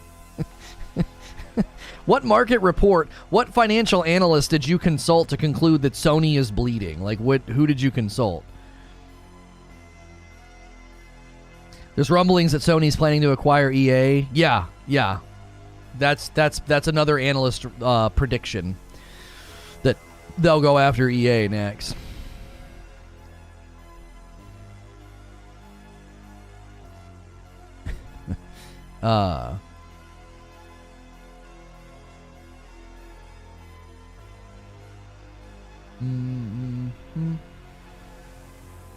Willpower says there's the counterpunch. It's not much of a counterpunch. Activision Blizzard for $70 billion is such a bigger blow. I don't know. What happened to organic growth, though? People made fun of Microsoft for buying Bethesda and Activision because it wasn't organic. Only one movie company generated more revenue last year than Sony, and it was Disney. They're bleeding, though. They're bleeding. They're holding so much money that they're bleeding. That's what it is. Like they're... I don't have enough bank space to hold all this money. Reading Bungie statements, what benefit does this bring? They need capital for expansion. Bungie needs money. Okay, so have you ever watched Shark Tank? And they go before the sharks because they have a great concept, they have a great idea, but they need a bunch of upfront capital so they can expand, okay? So what they end up doing is they get all that capital from a shark because the shark sees it as a worthy investment. And the sharks argue for what? I'll give you $500,000 for 10% of your company, all right? Or they'll argue royalties off of sales for the first 5 years, and then they'll argue a percentage point after that to ensure they make back their investment. So in this situation, Bungie basically goes before the sharks and says, hey, we have an existing IP that's very successful and profitable. We want to expand into other profitable lanes, and we need money for rapid expansion. We don't have the capital to do it right now. We don't have the capital. So Bungie's saying we need money or we can't expand. We want to put a studio in Amsterdam. We have this big, large expansion we want to do. We want to hire, and they probably want to like almost double their staffing, and Sony's giving them the money to do that. Now, if you've ever watched Shark Tank, you got to be careful because they'll give you a bad deal. The sharks are like, yeah, sure, you can independently run your business. That's totally fine. Mark Cuban doesn't need to come in and try to run your business. Mark Cuban wants a cut. And if you got to suddenly give him a cut, that means you got to make it up somewhere else or just accept less profit. And I don't think they're going to accept less profit. So they're likely going to try to make the money back in other places. You will probably see a rise in, micro spending. They're expanding into the Netherlands. Do you know who else is in the Netherlands? Guerrilla. Do you know what else Guerrilla made? Killzone. Huh? Sony had 9,000 billion in revenue in 2020, 85 billion with 11 billion of net income, totally bleeding. Yeah. I knew this would be a discussion here. Oh, of course, Pugs. When somebody put it in my chat, I laughed. I laughed it off. I thought, no, why would that happen? Well, here we are. Here we sit. So the real question is whether or not this is a good deal. Whether or not it's a good deal for Bungie will remain to be seen. Because they need money. What's the over-under on the deal? I say 10 years, and I'm picking the under. They sold themselves to Microsoft, hated it, worked a deal to get out. They turned around and did a similar deal with Activision, hated it, and worked a way out. I'm seeing a pattern. Yeah, the difference here seems to be that they're wanting to retain their independence.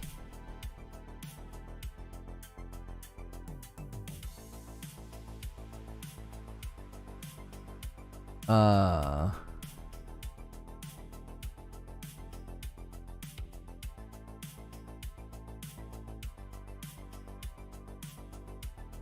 they're trying.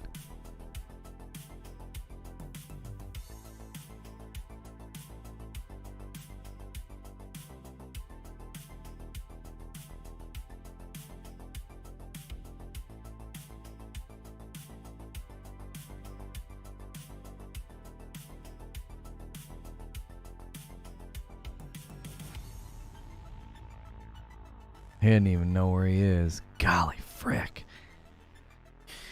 Sorry, there's footage of something on Twitter that is frickin' disturbing. Everybody's congratulating them. Ghost of Tsushima, welcome to the family, welcome to the family. I don't know how this didn't leak. Naughty Dog, Insomniac, everybody's tweeting about this.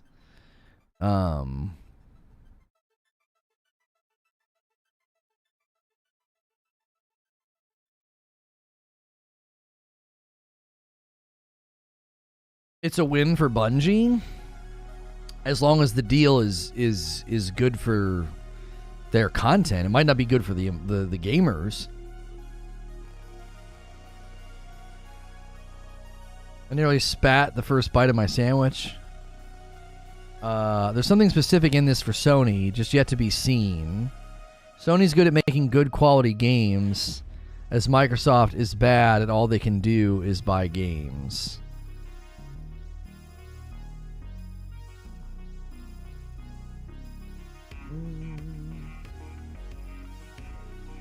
Plans blowing up, worried about crossplay. I don't think they're going to do anything with crossplay. I don't think they're going to do anything with crossplay. Because the announcement, they've been very, very strongly pushing back on the notion that they're going to remain independent.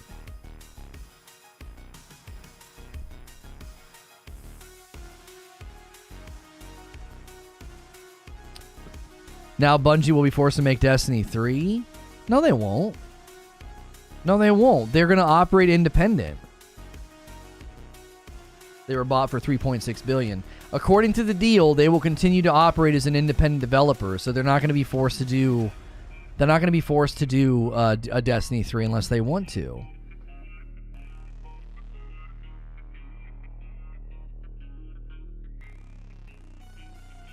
Interesting that no bank was able to give Bungie the capital. I don't know if you can just go. I don't know if you can do that. Hey, we sold two orders of coffee in the last little bit. Thank you so much. Love seeing these coffee orders. 3 dark roasts to Fuzzy Muffin. Thank you, Fuzzy. And a bag of Frickmas to Freebird. Thank you so much. Freebird. Love to see all those coffee orders.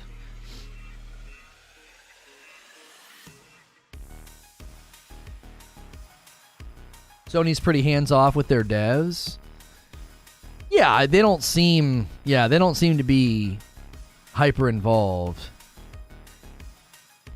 This guy says on the tweet, kind of makes me feel like the "we're going independent" speech was just BS. I get it's business is business still though. Sweet.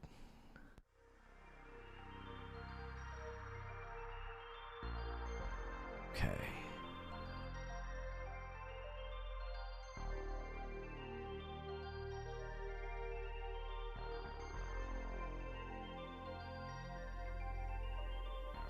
Halo Infinite's developer stated that the game shop was not delivering on value, quality, or price prior to its recent shift, and they explained changes that are coming that could arrive. Tom Henderson said Leaky Boy Enterprises is also available for an acquisition if anybody wants.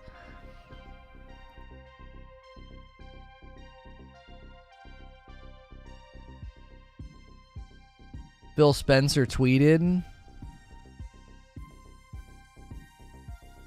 Phil was probably pushing for Microsoft to get it. No worries. So tell Phil came from me.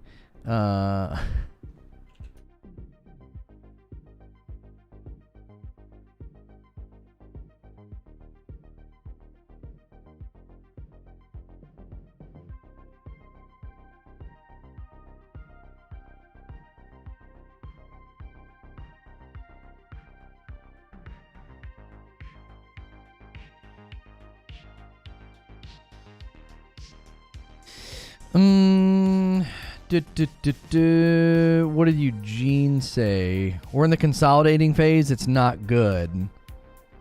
Lono, imagine a world where Activision, EA, and Bungie all operate under the same roof. I would feel terrified for the employees. Too much power and too limited of resources. Couldn't get off their high horse for 5 minutes to write a blog post without injecting the equity and acceptance. I mean, they're really good at equity and acceptance, dude. They pay people to be quiet so they can protect abusers. I mean, that's you know, that's a pretty fair way of doing it, isn't it?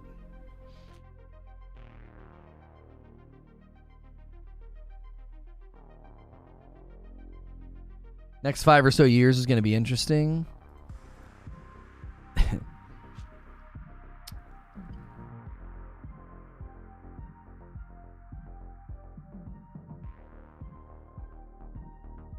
Why is Destiny 1 trending?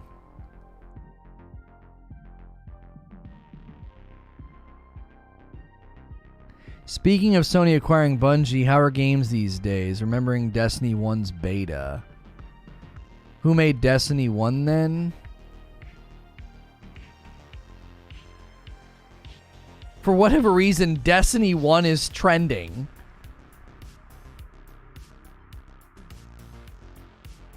What's your take? I don't want to rewind.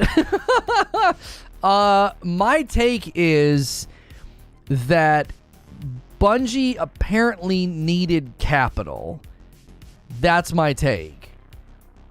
They want to expand their bandwidth, their development prowess, their ability to do they have all these plans and things that they want to do, and I believe that this has been done to help them expand. So they need capital. Is as far as I can tell, that's what this is primarily about. That if they can't get capital, then then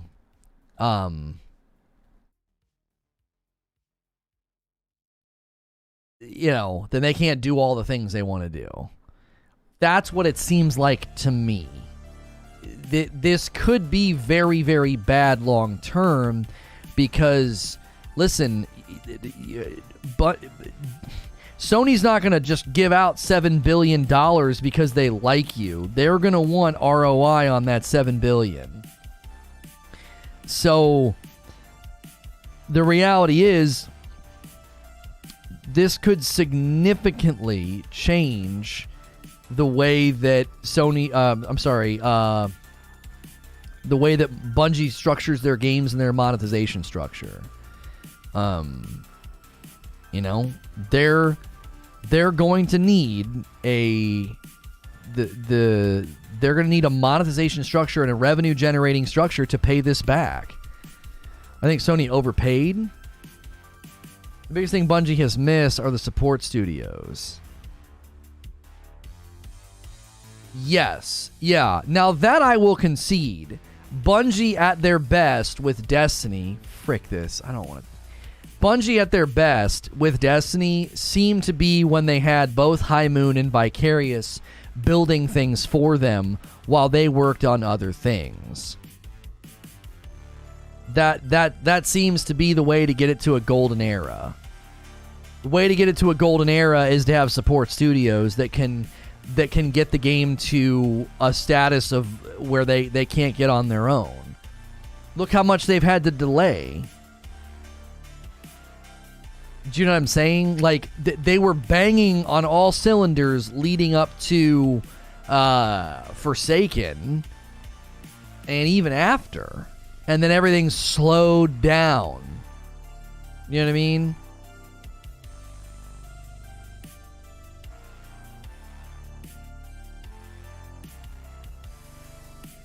Vicarious doing the PC port and some more of the in-game stuff was great. Do you think they'll hire new leadership? I don't know. I was told by an ex-employee that a lot of the misconduct and the crap that went down was directly tied to Parsons. So if that becomes known or Sony gets wind of that, I mean, I don't know. Sony may require them to restructure their leadership. I don't know what the stipulations of the buyout. It's not a buyout. So if they're going to allow them to continue to operate independently and Parsons stays on, then you probably won't see new leadership. Bungie handled their misconduct situation with hush money, basically. They paid a bunch of people to shut up and either stay at the company, or when the people left, they had them sign non-disparaging agreements, and they forced them to do so. An ex-employee spoke with me about this. They were not pressured, they were forced. And so they basically used their money and their power to keep the misconduct hidden from the public's eye. They have IGN write some generic, non-specific, vague article, and a lot of the victims have still basically had to be quiet, and the perpetrators are now protected by NDAs and hush money. And so, it doesn't seem like Bungie wants to restructure leadership or do what's right. It seems like they paid money to scrape it under the rug. And now they only got this money from Sony because they need capital. They're not looking for new ownership. They're not looking for a company to come in and restructure them. They needed capital for expansion. So I don't think Sony's going to dip their head into the boardroom and ask for people to leave or things to be restructured unless misconduct actually hits the public's eye. Like if these people that have been forced to be quiet finally start speaking out or go to the press anonymously. The reason that none of them want to go to the press anonymously is they've said that the stories would be traced back to them. That's why they're being quiet. Because the retaliation culture is still well in hand at Bungie. Read the IGN article. It specifically states that victims right now are afraid to give details about what happened because it would get traced back to them and they would be retaliated against. And so the true justice hasn't really taken place. So I don't know. Didn't they say a new board of directors? I don't think I read that, Zubair. I think I read that it would be it would be Parsons with it. Oh, maybe it is a new board under Parsons. I don't know why they even bought them. It's out of character. I don't know.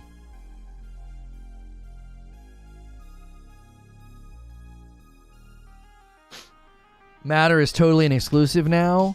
According to the report from Jim Ryan and from Parsons, Bungie will continue to operate as an independent developer, and their stuff will be on all platforms.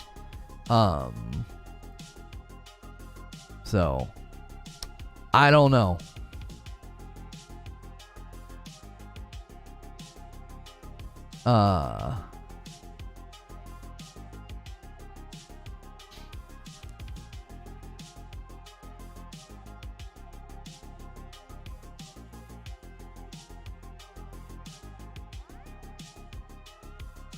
Yeah, this doesn't seem out of character at all. This seems like something Sony does on a pretty regular basis.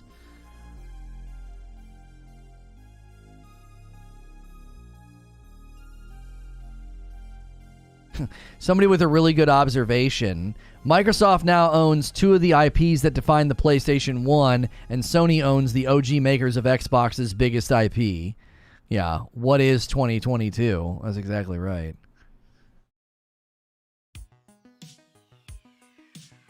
I saw something about them unbanning a large group of people. They were banned for one issue over another. Have you checked yours recently? No, I haven't. Homie, there's no way. Those were BattleEye misfires. I was dev banned. I was banned as an act of retaliation. I was not banned for breach of TOS. I was not banned for cheating. I was not banned by BattleEye mistakenly. I was dev banned by somebody who wanted me to be quiet. It's probably the same person that reached out to Twitter to get my verification badge taken. It's probably the same person that reached out to Purple to get me banned. I've spoken to an ex-employee. They had a hand in what happened to me. Whether or not we can do anything with that is still being looked into, but I was not banned by accident by anti-cheat. Sony usually doesn't acquire without a purpose or a function. Would love to be a fly on the wall for the talks.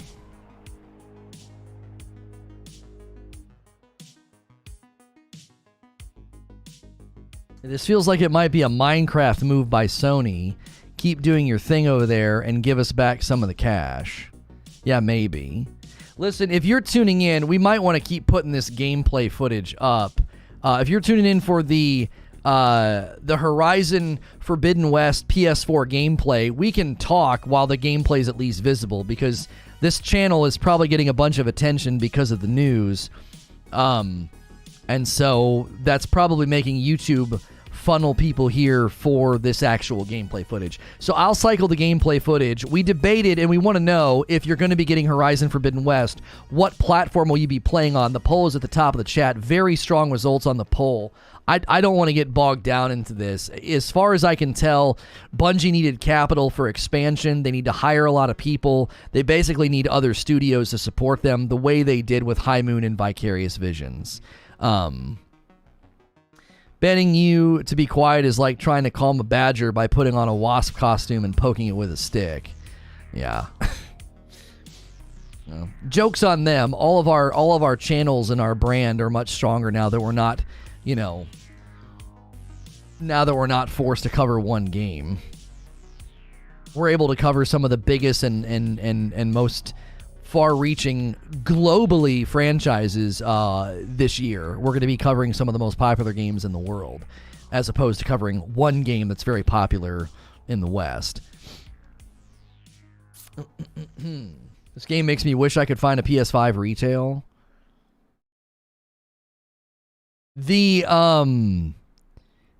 I need you guys to alert me when when Xbox Series X's become available. I have a friend of mine that's trying to get one. So I don't know, are any of you guys paying attention to that crap still? I have a friend who really is trying to get a Series X. And I'll just shoot him a text and be like, hey, this place has it. The modeling job on the Village is stellar. Yeah, this game looks and runs very well. This is all captured on a PS4 Pro. So if you guys were tuning in for the Horizon Forbidden West PS4 gameplay, we want to make sure and showcase that. The stream today did very well. We got a huge influx of people wanting to know my commentary on Sony buying Bungie. We'll see if we decide to cover that tomorrow or not. I don't know. I don't like talking about them. I don't like the taste of that company's name in my mouth.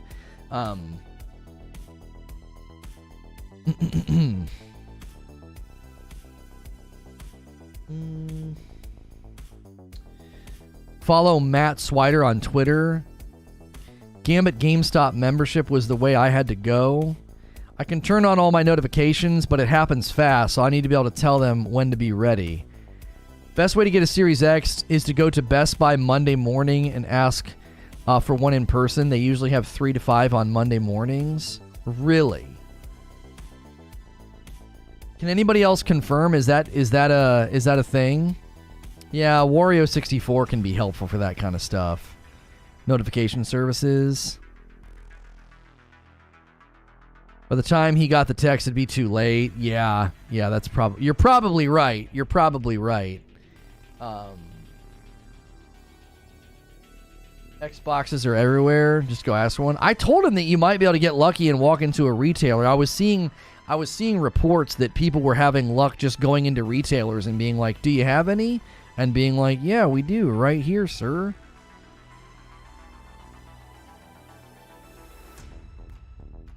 What I want to know is how loud my 2013 PlayStation 4 is going to play playing this. Oh my gosh, yeah. This is all PS4 Pro footage. If you guys are tuning in for discussions about this, we were talking about whether or not it's holding the game back, how to perform on PS4. We got into debates about when the game would likely come to PC. My prediction is about 18 months after release. So, end of next year probably is my prediction. And curious where you guys will be playing. If you're enjoying the coverage and you like this kind of a talk show, smash the like button. We got a lot of people here, and we don't even have 300 likes yet.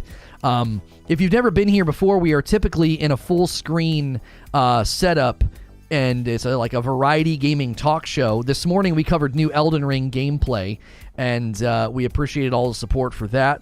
So make sure you are subscribed to the channel. That lets you talk in my chat.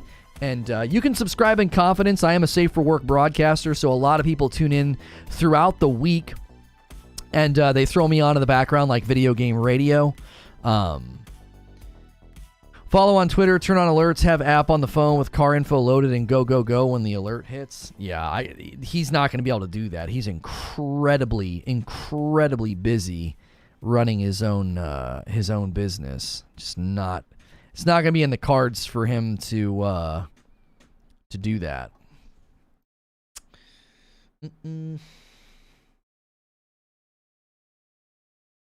I see the S in stock pretty regularly. He's a very, very well-to-do person, very wealthy, so he doesn't need to go with like a model down. He should get the Series X. So I told him, I said, man, they're hard to find. You gotta usually follow people on Twitter and get alerted when they're available. Can't even cop a reasonable deal. Yeah. He could very easily afford to go pay some scalper twice market value, and it wouldn't hurt him at all. He's a very good entrepreneur, but he doesn't want to do that. And I totally understood him not wanting to do that. He's the exact type of person that can and would, I'll just buy from a scalper, but he doesn't want to. He's like, I don't want to give him my money. Why not one buy on eBay if he's balling? Yeah, he just doesn't want to on principle. He doesn't want to give them the money. He could easily drop $1,000 on it and not blink an eye. Like, cool. Give me everything. Local online store was taking pre-orders for the next restock that day. Huh.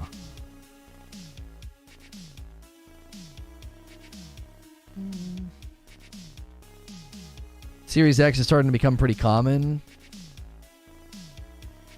Loaded but has standards. Yeah, I keep good company. I keep good company. Because trust me, I've wanted to buy a second Xbox Series X. And I know people that I could buy them from, but they're scalpers, so I won't do it. Jim Ryan told this guy to expect more PlayStation acquisitions. There's going to be more. It's probably why he remains loaded. The motivation behind Sony's acquisition of Bungie is to help boost their own abilities to make live service multi-platform games equally. Sony unlocks the potential to Bungie to strengthen its technical capabilities and the prospect of taking games to movies and TV. The deal was in the works for the past 5 to 6 months. It is not a reaction to the Take-Two Zynga or Microsoft Activision deal. So, it's been 5 to 6 months in talks, so yeah, I bet you EA is next. EA is probably next. That would be my guess. EA is going to be a tough one, though, because EA's got a lot of contracts and things interwoven with Microsoft and the Microsoft platform. So I don't know. Sony turned down the whole EA Play thing in the past, so that might not be an easy bridge to build. I have both consoles since launch. I got lucky with pre-orders, but if something happened to my PS5, I'd pay a scalper for another one. I mean, I would only do that as a business need. If suddenly my PS5 wasn't working or something, yeah, I would probably have to break down and pay a scalper. Because if I needed it for a game release or something, like if mine broke the week before Forbidden West came out or something, yeah, I'd have to probably suck it up and pay a scalper. East Coast Overlord with a $5 tip. I bought a copy to support the devs, but I've been playing Pokemon Agrias on a PC upscaled and modded to 60. The game is fun. Do you have any plans for it? I don't think that fits with what we do here. I can't see myself doing much with the Pokemon game.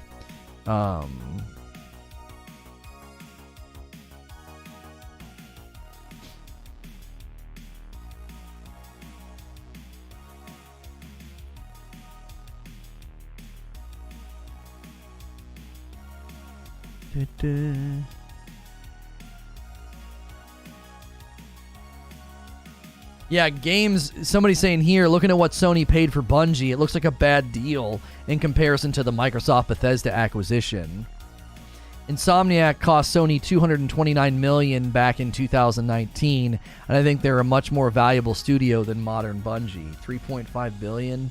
Madness. Yeah, but you're thinking in the realm of it being... Yeah. You're thinking in the realm of Destiny property only. Sony probably has a longer view in mind of this acquisition.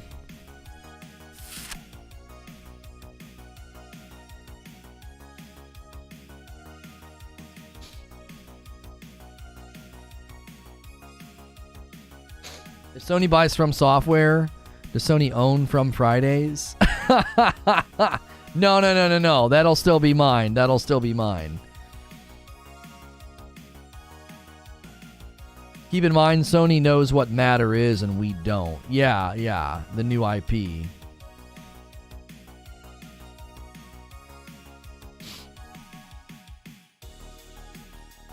Sony saw the metrics before they committed. There's definitely something we don't know. Yeah. That was the worst pronunciation of Arceus I've ever heard. What did I say? Acreus? What is it? Arceus?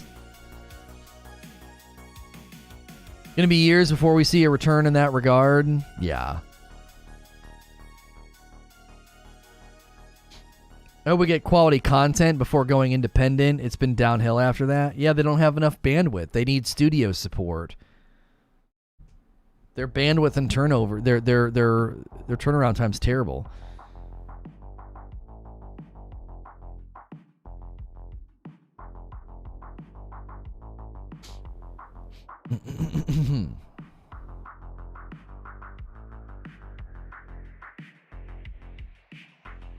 Is this foliage all over again? No, because Arceus isn't a word. It's made up. So they can determine how much. Yo, I didn't call this out. Chess Payne with 10 months of membership. Sorry, I wasn't looking at the chat. He says, woot woot. Thank you for 10 months of membership, Chess Payne. Welcome back. Make Destiny a Sony exclusive and give me more reasons to not play it. No, they're still going to be independent and their games are still going to be multi-platform. That's part of the announcement. What? Oh, okay.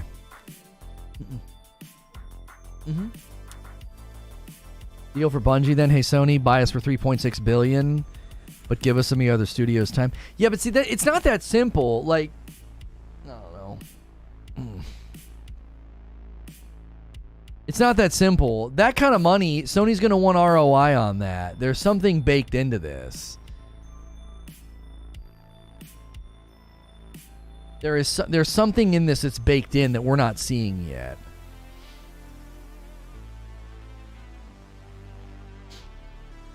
I don't know.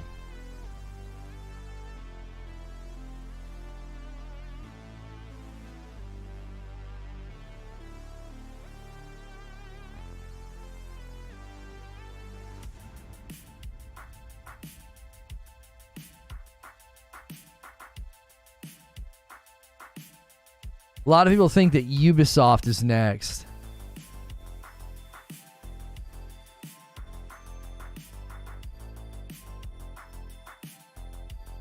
Yeah, a lot of people think that Ubisoft is next.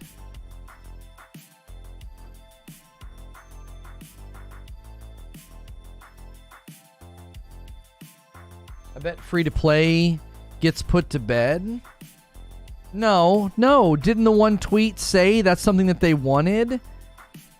They want to boost... Sony wants to boost their abilities to make live service multi-platform games equally.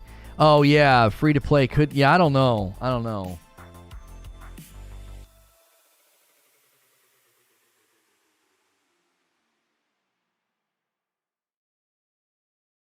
Yeah, a lot of people think Ubi might next be the next purchase. They leave one sugar daddy for the next.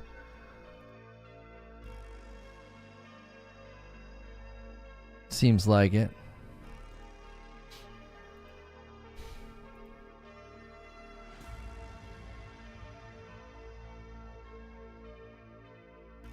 Maybe Destiny 2 will be part of the Spartacus thing. That's something to consider. They may want something to bake into Spartacus. That certainly is true. I thought maybe people were tuning in. When we spiked up to almost 400 viewers, I thought people were tuning in for the Forbidden West stuff. I guess people were tuning in for my comments on Bungie.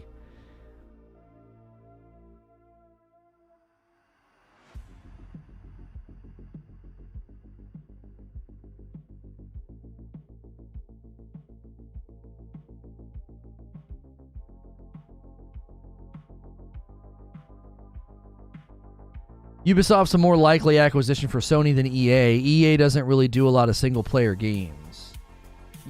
But Akuta Papa, you have to read what Sony's goal is with this. Listen to this part very carefully.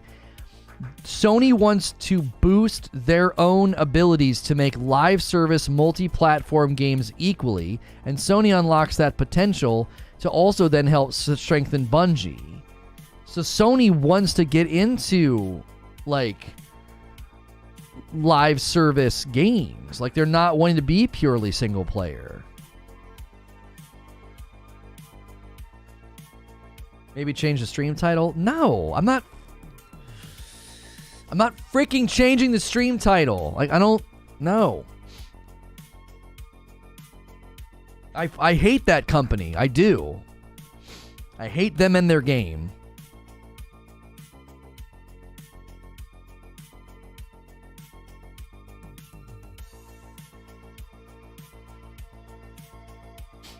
They're corrupt, and I hope this deal goes poorly for them. I hope it's a frickin' monkey paw that sinks them. I don't like them, and I don't like their leadership. I don't like that they were able to cover up misconduct with money and power. They're everything wrong. They are everything wrong with how misconduct is handled. They abuse their power to hurt someone like me that's guilty of virtually nothing, and they cover up their own misconduct with money and power. They're as corrupt as Activision Blizzard. And I know nobody likes admitting to that because you like playing their frickin' game, but it's true. It's true. Activision just got caught with their pants down. Bungie buttoned up before it happened.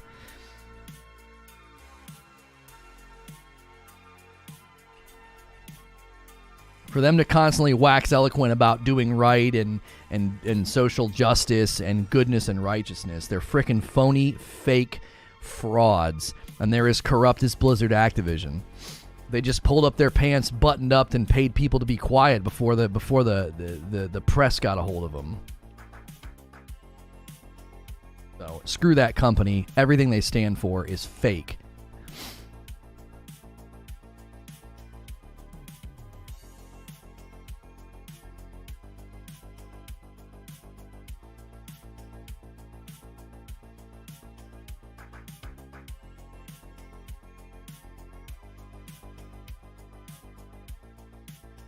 So, yeah. I hope this goes poorly for them. I hope in 5 years they turn around and it's another acquisition that doesn't work out for them. It's what corrupt companies run by bad leaders deserve.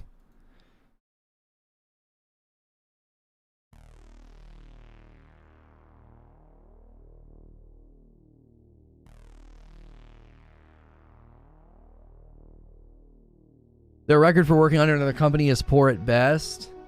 Yeah, but this isn't going to be the same. Like, they're going to be working as an independent company that now has more funding for, like, more development bandwidth. You know what I mean? Bungie in 2 years, we're going independent. That's the thing, is they still are independent. Like, you know what I mean?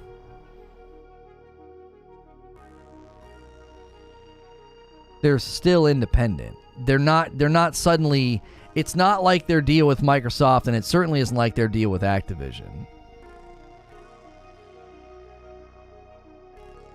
Yo, it's good feed.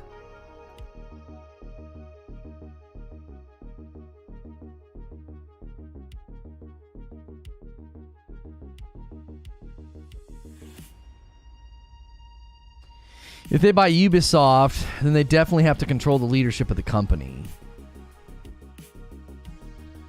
Well, I mean, and that's the thing. They're not necessarily buying them in the same way that that acquisitions have happened traditionally. So,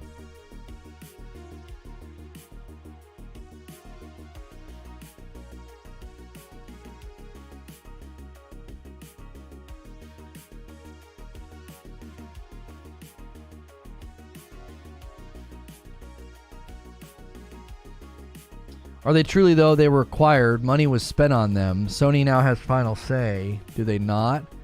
I've not read the contract, so I couldn't tell you.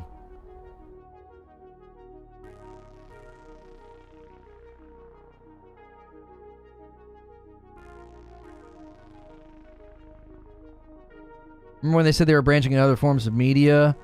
Look at what Sony owns. So this is probably has little to do with games, more to do with TV movies. I mean, according to what Sony's motivation is to get a good funnel for live service multi-platform games.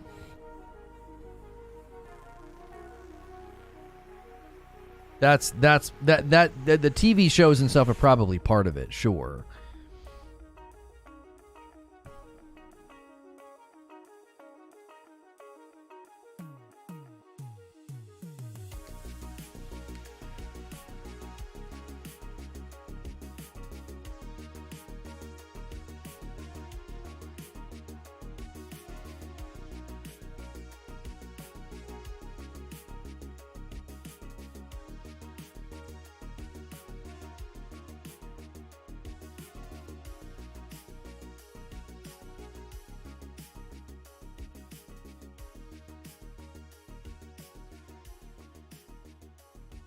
Horizon Forbidden West, what's more important, story and gameplay or graphical fidelity?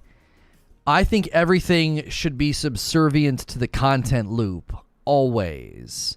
Because the content loop is what keeps you playing and what keeps you coming back. So graphical fidelity doesn't mean jack squat if the content loop sucks. Like, you can play like a really, really beautiful game, and if the content loop is crappy, then no one cares.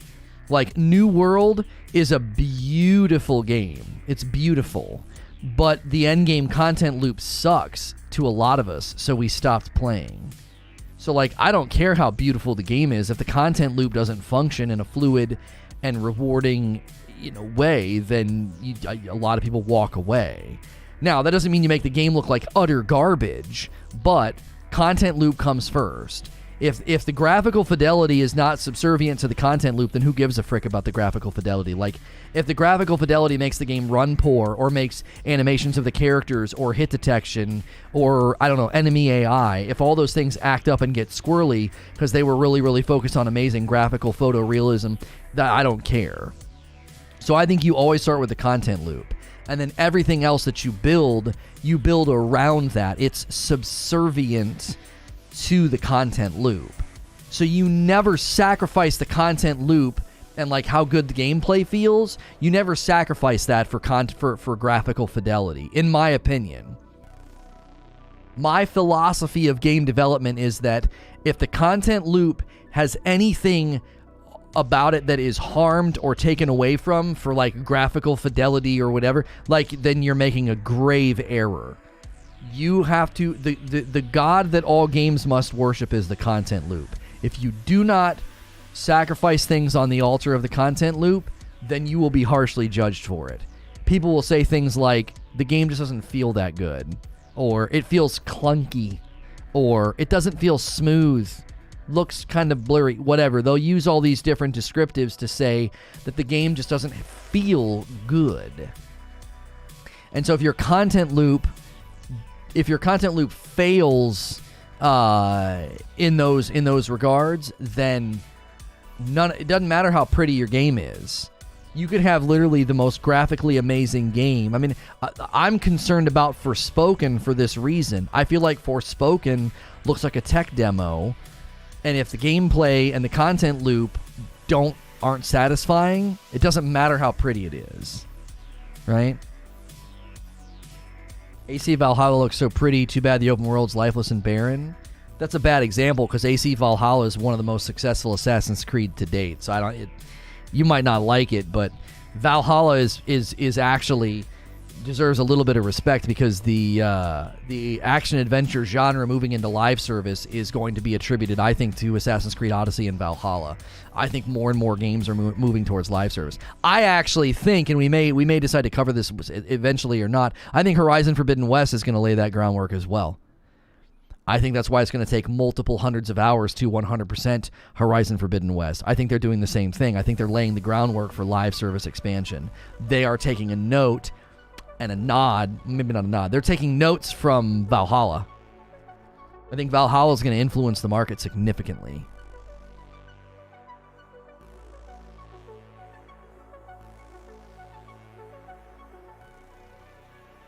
I have over 100 hours in Valhalla, and I still go back to it for the expansions. Yeah, Valhalla has been massively successful. People like to take shots at Valhalla because they either didn't like it or they walked away. But dadgummit, that game has been massively successful, and they haven't even dropped Ragnarok yet. Their Ragnarok DLC, they haven't even dropped that yet. I mean, that's a very anticipated piece of content right now. So I think we're already seeing glimpses and hints at the fact that Forbidden West might even have live service elements to it. I do. When they say it's going to take like hundreds of hours to complete. Why? Why would you have a game built in that way? Unless Cheesy Donut with 4 months. Haven't been able to drop by in a while. How's everything? Pretty good. If you haven't watched in a really long time and you came in because of the Bungie news, feel free to click the join button as an apology for never being here. I love Horizon. I hope we get an HBO show out of it. That would be cool, but I don't know, because you would need, like, what they're doing with Ghost of Tsushima. You need, like, the actual characters that, that are in the game, or it wouldn't work. Like, the guy that plays Jin in Ghost of Tsushima, like, if you don't get him, it's like, why would I watch it? You know what I mean? I would be worried about that aspect. Is the woman that they used for Aloy couldn't play Aloy. She would look like her, but she couldn't play her. You know what I mean? My issues with those games are when you try to do the 100% the areas, you start to fall way below your average level range, and it makes things easier, in my opinion. Yeah, that happened to me in Ghost of Tsushima. I was playing exhaustively, and then I would go into new areas, and they weren't hard. Like, they weren't hard. Like, I was wrecking the duels. I was wrecking any of the bosses in the areas. So it's like, and I didn't expect them to scale it to me, if that makes sense. You know what I'm saying? Like, I wasn't expecting them to scale it to me. But that is one of the dilemmas of games like this, is if you take the time to play like exhaustive and you map clear, you end up ridiculously strong, like super, super strong. Now, one of the things I want to do with Tsushima is, like, I want to go back and play it on shoot. What's the word? Lethal. I want to go back and play it on lethal. Just because once you have that knowledge and you play exhaustively, you might be able to, like, land, like, even keel on how hard the game is on lethal. So, Cheesy Donut, I hope you didn't think... Cheesy Donut, I hope you didn't think I was directing that shot at you. You said I haven't been able to drop by in a while. How's everything? I wasn't talking about you. I was talking about all the people bum rushing the chat today to ask me about it. So hopefully you didn't think I was talking about you. I didn't presume why you hadn't been here. Elden Ring will suffer greatly from that. Like playing exhaustively and getting too strong. Right.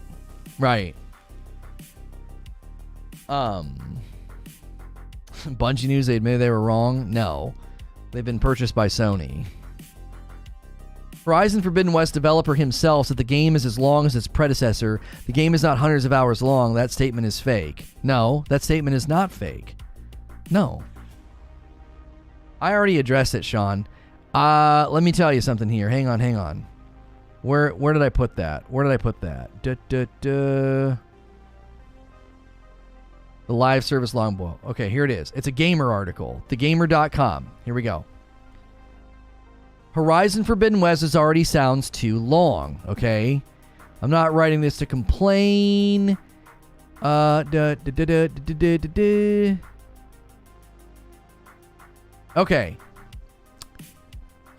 Horizon is the big game you're splurging for in February, then several hundreds of hours of probably sounds better. Where's the actual quote? Here we go. I've just found out that it takes several hundred hours to 100% the game. Now, I don't see an update or an edit on this gamer article, so they've not been corrected in what they're saying. They're pulling for their Horizon Forbidden West will take several hundred hours to 100%. It'll take Aloy a lot of time to 100%.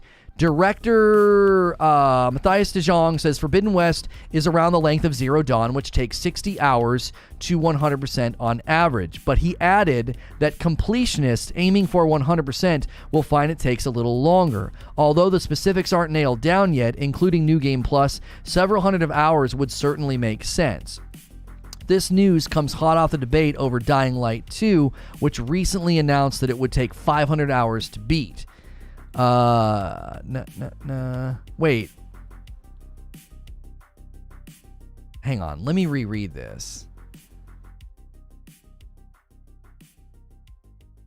He said it will take the length of Zero Dawn, which is 60 hours to 100% on average.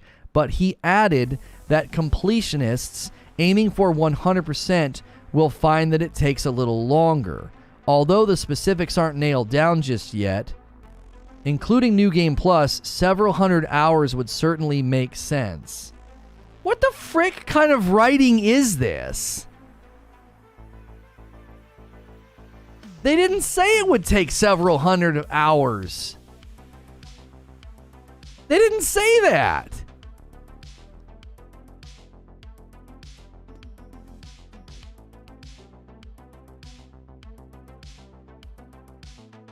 Wait. Hang on. Here's the tweet. On January the 24th, according to this guy, it will take several hundred hours to complete Horizon Forbidden West. Yeah, so De Jong Matthias says that. I don't know where he's saying it, though.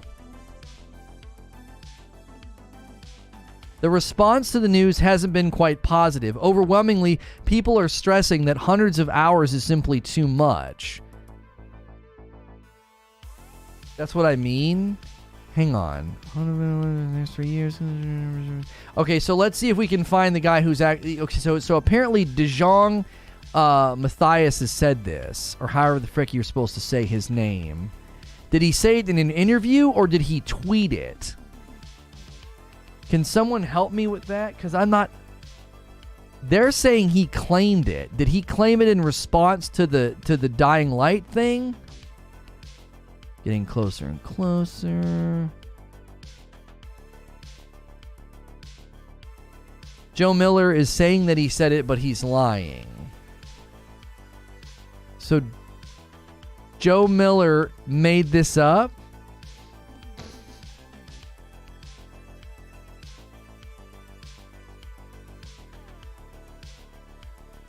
I don't understand. Hang on. Horizon Forbidden West. Several 100 hours. Did anybody else run this story? Did anybody else run this in the news?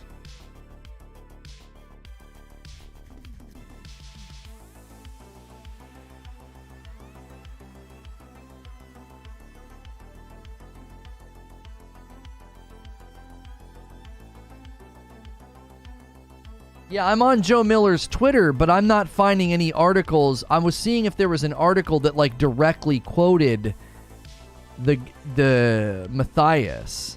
Yeah, they're all quoting Joe Miller. Who is Joe Miller?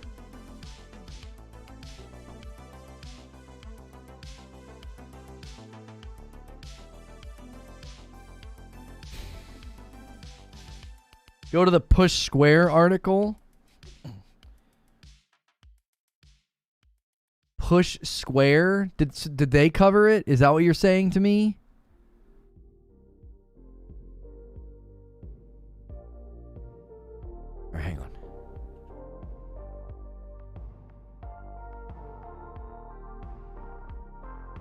Push Square.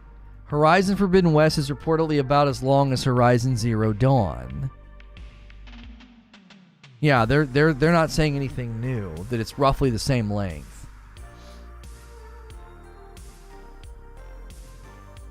I followed Horizon Forbidden West very closely. I've not heard that at all. So the gamer wrote an article based on a tweet that made a claim, but that tweet's not verifiable. There's no direct quote anywhere about that. Like, I'm not seeing that Matthias guy who actually worked on Horizon Forbidden West. I'm not seeing him say that anywhere, direct quote. No articles, no tweets, no nothing. Joe Miller said the developer said the game was several hundred hours long, but the developer himself said that the game is as long as Horizon Zero Dawn after that. Yeah, but Doom, the quote was to complete everything, it would be several hundred hours. Do you think that's because do you think there's like alternate endings or something? So you're going to have to do like multiple playthroughs? Even multiple playthroughs, like...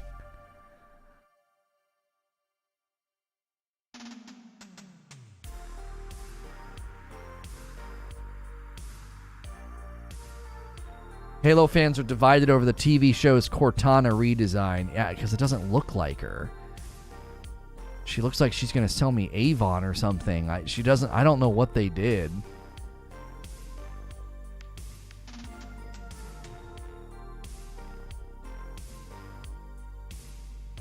Skill Up tweeted on January the 18th that Sony was going to hit up Bungie. Crazy news, right? You up? Check the PlayStation blog. Muted.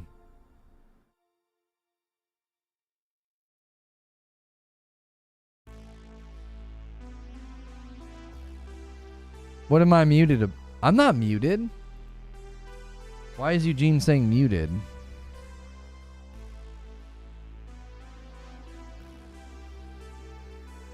Yes, Sony really bought Bungie. The game has one ending. The developer also confirmed that. You have no audio? Yeah, nobody else is saying anything. Did you do something? Did you push it? Did you bump a button?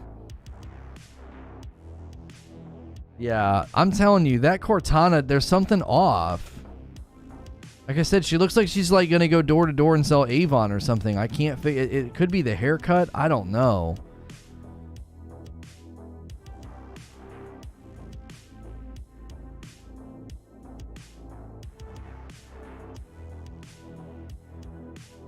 Sony acquired Bungie. Told you? What do you mean told you? We know. We've talked about it for the last hour.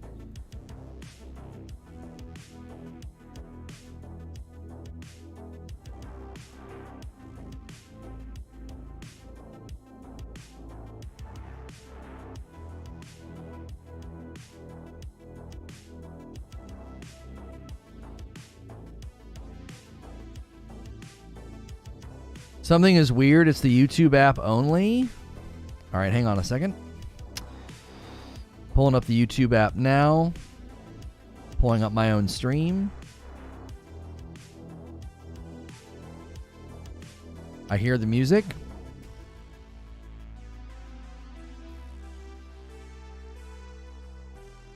Yeah, I hear myself. I don't know. I've had apps do that on my iPhone, where they suddenly lose audio, and like I have to like reboot the app or like take my phone off silent. Like it interprets the ringer being silent as like the phone being silent. I've had that happen with, I think Facebook does that to me sometimes. So you might have to reboot the app or something. What music are you using now? Right now, I am back on Harris Heller. During my first stream today, I played that other playlist for like 20 minutes and didn't get anything. So we'll test it again. I'll switch right now.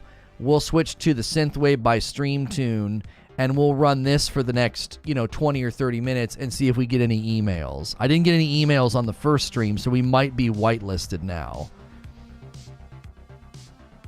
I don't know what that was. Yeah, Eugene, I've had that happen I've actually had that happen with Twitter. All of a sudden, I don't get audio on the videos. I have to reboot the entire app. It's like it interprets, if your phone is on silent, my iPhone does this. Like, my phone will be on silent, and like it interprets it, oh, the app must be on silent too. So, I don't know.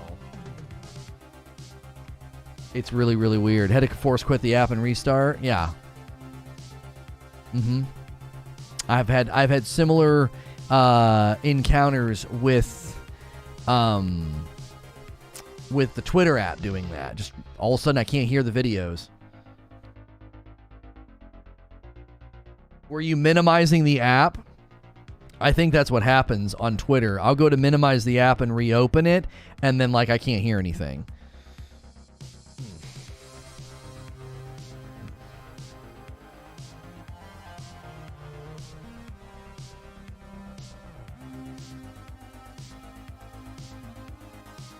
Been staying away from any news and vids on Forbidden West so I can go in completely blind. I barely know anything about the game, which is great. Yeah, we've watched an awful lot of gameplay about it, and today we looked at the PlayStation 4 gameplay footage. Sadly, it wasn't a lot, even though some of it was new footage, like her fighting with like the monkey bots or whatever they're called. They look like baboons or something. Sadly, outside of that, there's not much new footage to look at, so we got a little... I didn't want to just keep looping it over and over and over again, and everybody was obviously coming in and asking about the Bungo acquisition. This morning's stream did very, very well. We were looking at new Elden Ring stuff. Awesome, thank you. This guy said, just found your channel. You're the best. Help for review, none. What'd that guy say? Because I told him to pee off. Did you just... I think...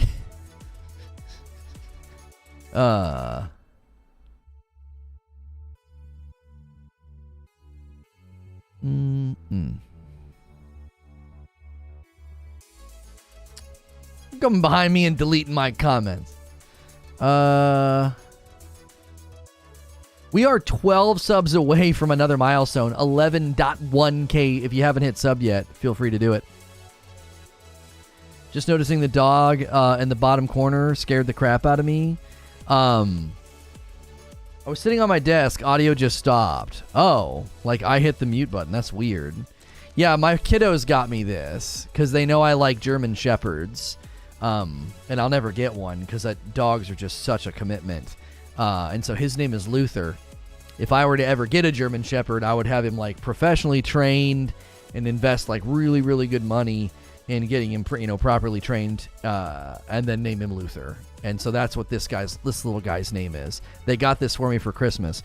They were adorable about this, by the way. They like could not wait for me to open my stocking. They put this in my stocking. So they put this in my stocking. And so he's on stream today because my coffee, I forgot to put the coffee in the corner. Which, we didn't have the coffee in the corner, and we sold a bunch of it today. So, interestingly enough, the Rageless Roast sold way better today, and I didn't have it in frame. So if you only knew a dog trainer, I'm not paying you to come over here to train him, Valiant. There are places where you professionally send them as a pup, and then you get the dog afterward, and it's well worth it. Did I see that Sony bought Bungie? No, I had no idea. Yes, I know.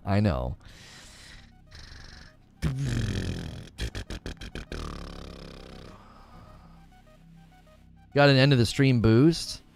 We were doing just fine, actually. We had a nice recurring amount of new people coming in for the gameplay. It actually didn't help the stream. It hurt us. Because people are clicking for the search and the suggest, and they're coming in, and I'm talking about Bungie and Sony. Which, thankfully, it was Sony, so it was slightly, tangentially on subject.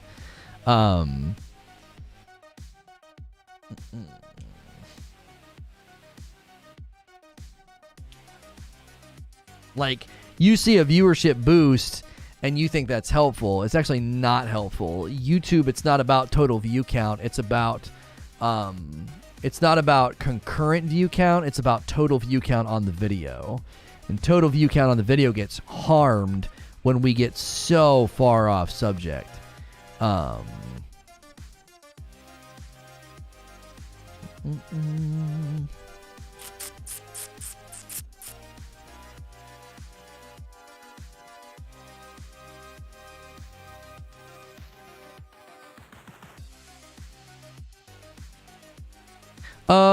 won't get into that one now, but ultimately it's important the owners are trained along with the dog. One without the one just doesn't work.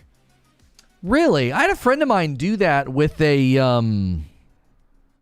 a monster of a dog. I forget what kind of a dog it is. And he said it worked out great. I think they did an acclimation process, though, so he might have been included in the training at some stage of it. Maybe the last half or something. I don't know. I'd have to ask him. I hope one day Bungie news and this stuff doesn't derail your streams. I know it sucks. Doesn't, but it could have been... If Sony would have bought Ubisoft, the same thing would have happened, Sven. The same thing would have happened. If they would have bought Ubisoft or EA, people would have come pouring in to be like, oh my gosh, did you hear? And it's a sign that people look to me as a gaming news, channel, which is very, very good. It's just in this situation, it's obviously annoying because I don't like talking about that company. It's tastes like vomit in my mouth. How long ago did I talk about it? I'll give you the Cliff's Notes.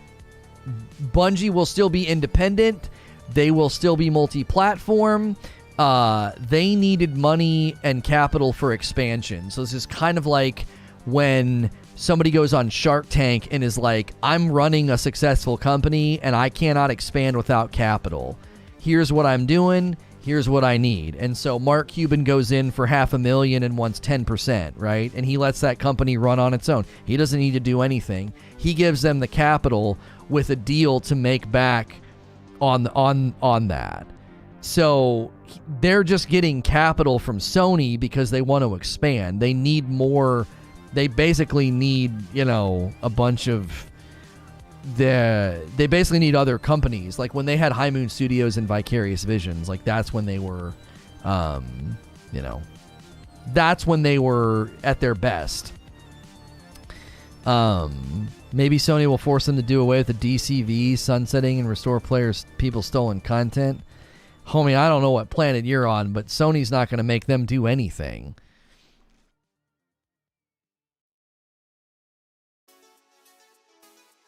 Sony's not going to make them do anything.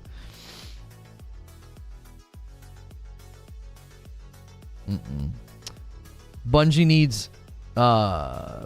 needs money to expand. That's what this is about. This is about capital. They need capital.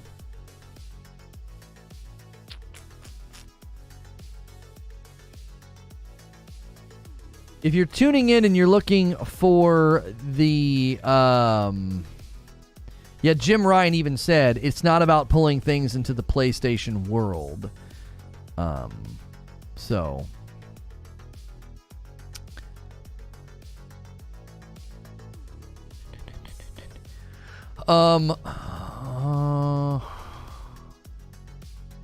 Obviously, that's what everybody's speculating about. To answer your poll, I'm waiting for PC or the Steam Deck to port it. 53% of the people that took the poll, like over half the people that took the poll, almost 1,000 votes on the poll, said PS5. So that's like a really, really good poll result.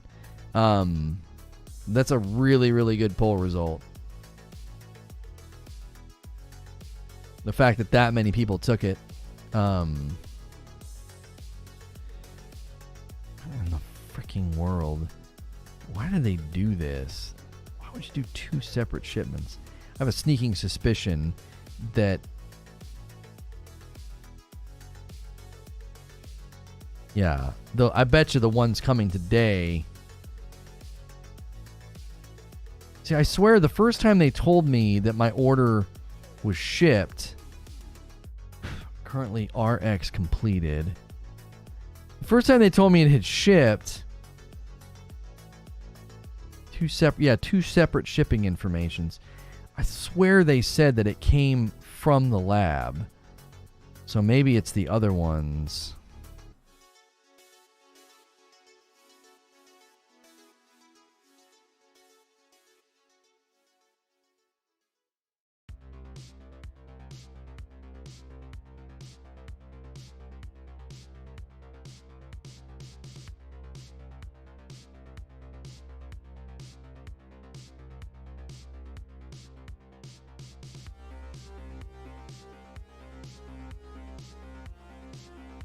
Yeah, their internal way of emailing is jacked.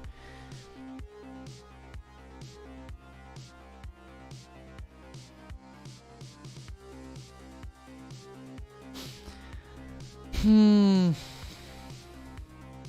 bought them for $4 billion? No, was it? Oh yeah, it was 3.6. Yeah, 3.6 billion. Yep.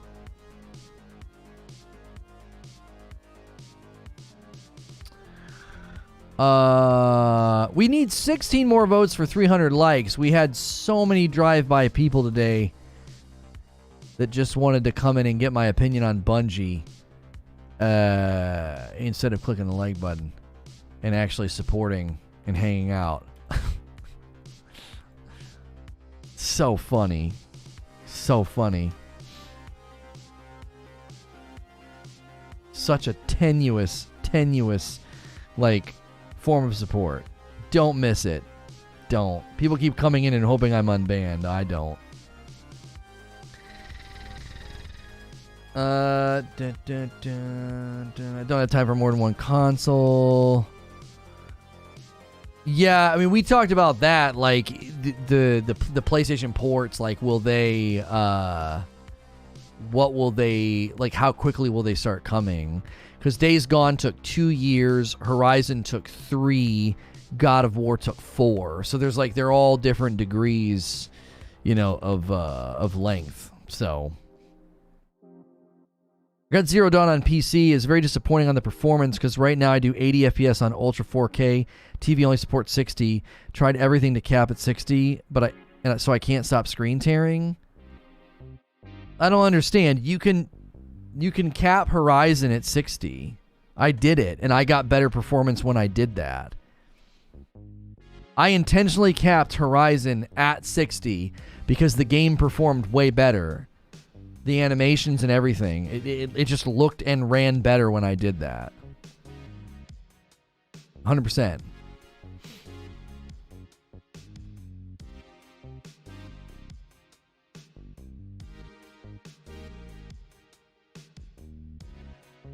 There's updates for New World and God of War in Steam.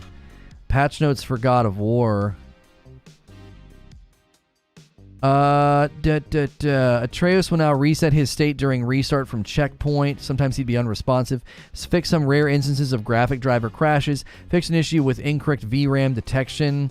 Fix an issue where display mode setting would visually set to windowed mode when we're setting display settings. Fix an issue where control functionality would be lost after opening inventory.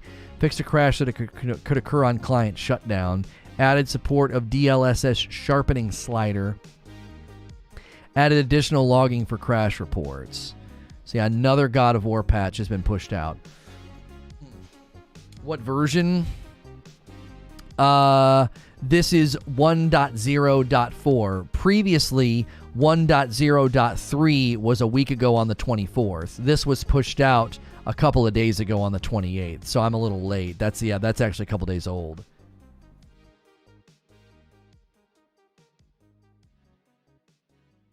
I tried everything and nothing happened, so I gave up and got it on the PS5. Huh. That's so weird.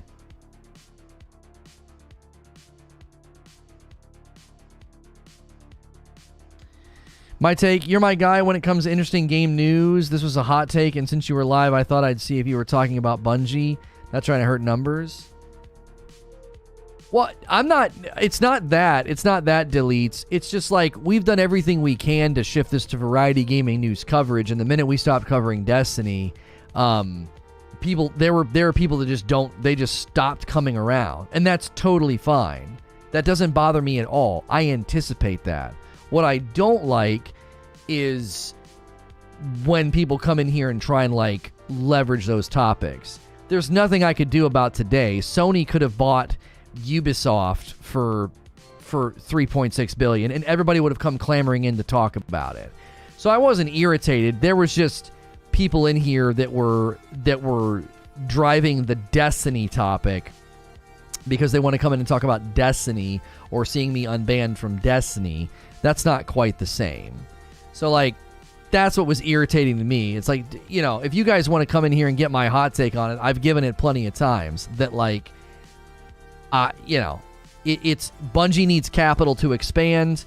They're still going to operate independently. They're still going to be multi-platform, but there will likely be revenue structures that they have to set up in order to pay Sony back. There's not much else to say about it right now. It's not a typical acquisition for that we've seen because like they're not doing this so they can like throw Destiny like exclusively on Sony or whatever. It just started to get into this other realm of like people wanting to come in and talk Destiny. And it's like, I don't want to talk about Destiny. I don't really want to talk about Bungie. You know? So I don't mind people coming to me as a resource for gaming news. That's not what was irritating. It was the only come around for Destiny fans. It's like, yeah. That, you know, they're dragging a 47,000 sub channel into the ocean right now. Like they won't unsub from the channel.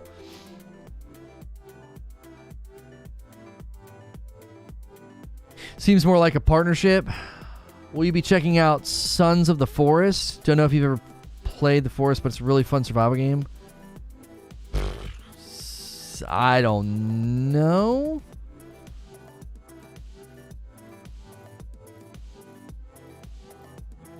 They're coming on certain topics. I stocked in because I heard it and wanted your thoughts on it. I hit like, vote on the poll. I'm not always here because some topics don't pull me. Sorry if I offended you. No. You didn't offend me. If you came in and wanted my thoughts on Bungie being bought by Sony, that's not what I'm talking about. That's not what I'm talking about. There are people who came in and tried to drive like a Destiny conversation. That's annoying. Are you thinking about checking out Dying Light 2 this week? Is it these frickin' Friday releases? It's a Friday release, isn't it? I think we want to, but the problem is we're trying to finish Sekiro. Wednesday, Thursday, Friday. Yeah, it's a Friday release. We'll probably do like what we did with the Uncharted thing. Like what we did with the Uncharted thing is we played it for an hour to show it off. Love the display. It's news on a glasses partner. The glasses partner thing is it's in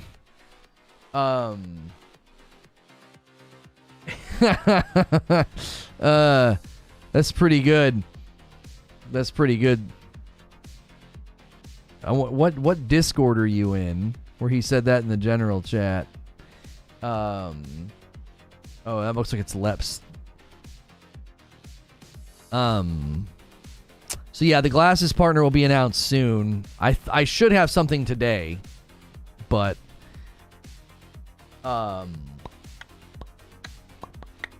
yeah, so we'll probably do that with Dying Light too. Sorry, I interrupted my train of thought.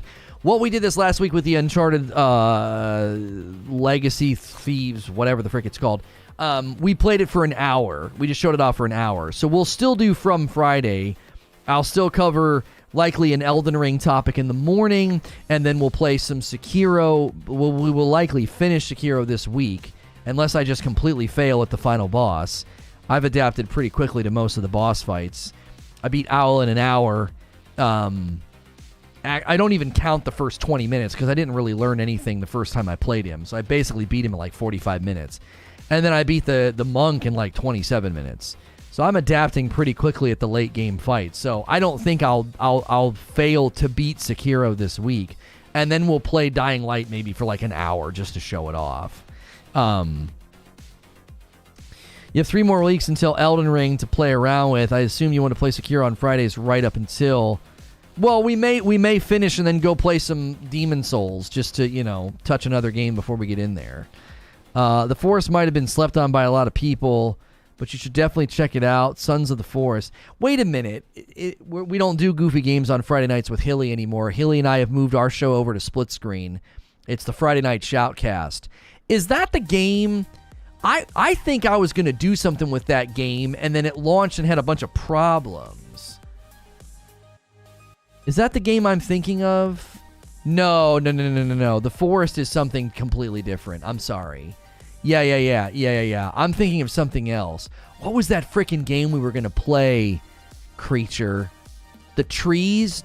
Among Trees. I think it was Among Trees. What's my most anticipated upcoming release? Would be Elden Ring.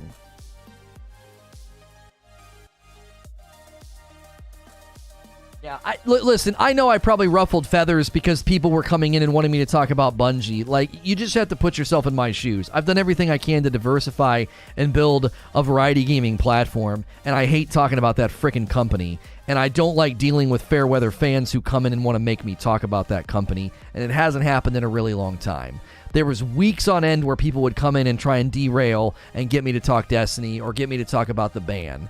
And so I'm not trying to smack anybody for coming in and doing that. It's just a freaking sore subject. You know what I'm saying? I don't want to get unbanned. I don't want to play their stupid game anymore.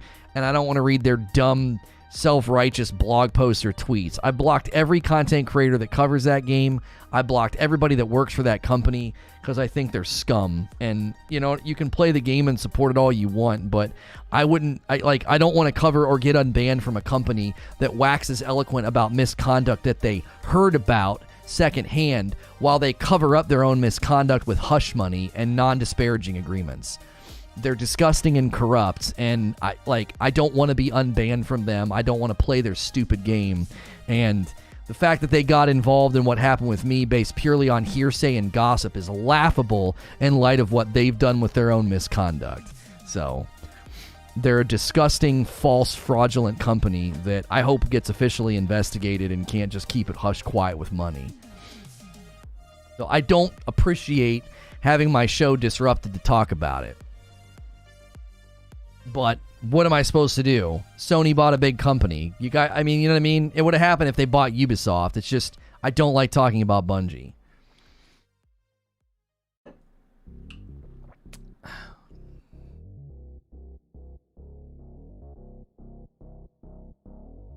Will you play Horizon Forbidden West before you get knee-deep in Elden Ring?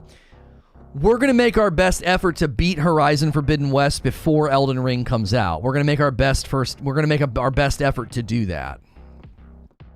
We are. So, if people got caught in the crossfire today and got upset, I didn't mean to insult anybody. I felt like I was pretty chill about it.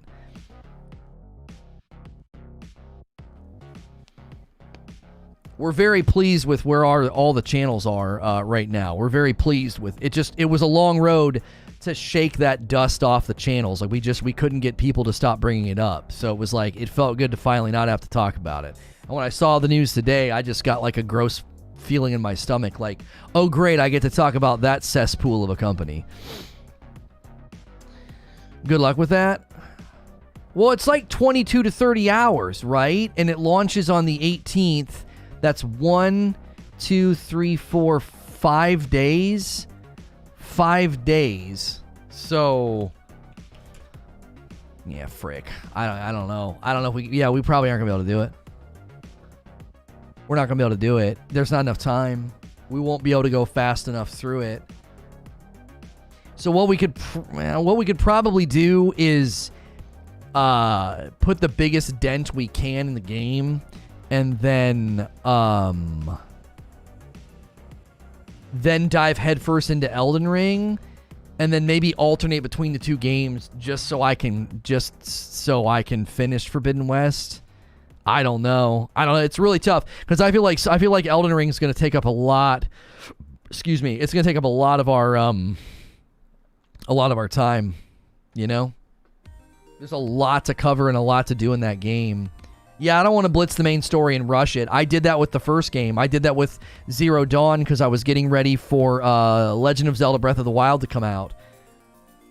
And people got really angry, and they had every right to be angry with me. They were like, man, you shouldn't have rushed Zero Dawn. You shouldn't have rushed Zero Dawn. But it was like, I wanted to dive into Zelda day one because, like, Zelda was like a really important game for me. Like, it was a game I shared with my dad. It was like a really big moment. I wanted to dive into Breath of the Wild day one. And you have to understand that, like, back then, we had to start every day in Destiny just to stream other games because we needed the momentum. So I don't want to rush Forbidden West. I did that with Zero Dawn. So I don't know. I don't know what the call will be. Zero Dawn, like Dying Light 2, is also landing on a Friday. So that Friday, we'll probably just have to forego a From Software game. On the 18th, we'll probably just have to forego it. We'll do an Elden Ring, 1 week to launch, morning stream maybe, and then dive into her Forbidden West. We might have to just take one from Friday. I don't know if we want to do that. We've covered Elden Ring enough throughout the week. We might bump. What we might do is do From Friday unofficially on the 17th that week, and then the 18th will just be all Forbidden West. We could kick off the morning with a talk show, doing like a expectations, hopes and expectations. Do that for about 2 hours, and then dive into Forbidden West. Put in a solid, 3 hours. I don't know. We could try and do a part 1 and a part 2, and do, a 3 hour and then a 2 hour, and just try to take a big chunk out of the game day one. We might do that as well. So then over the weekend, part 1 and part 2 could be, getting some good views potentially as VODs. Yeah, Mithrax, we've seen the news. Elden Ring has more staying power. That's right.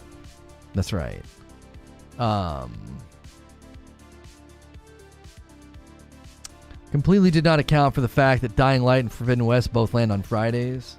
I mean, the Uncharted game landed on a Friday and we made it work, but an hour is not enough time always. Like, an hour was enough time to show off the Uncharted game. Like, what is there to do? I'm not going to play through the entire dadgum game.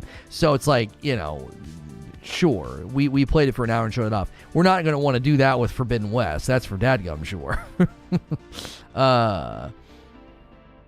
That is for sure. That won't work. So...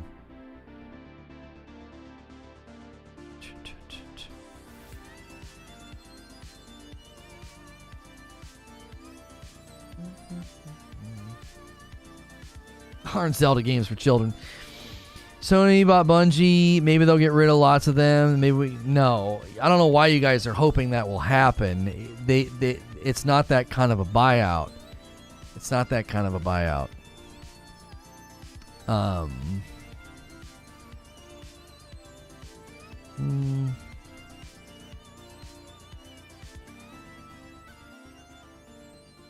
they're going to be functioning independent.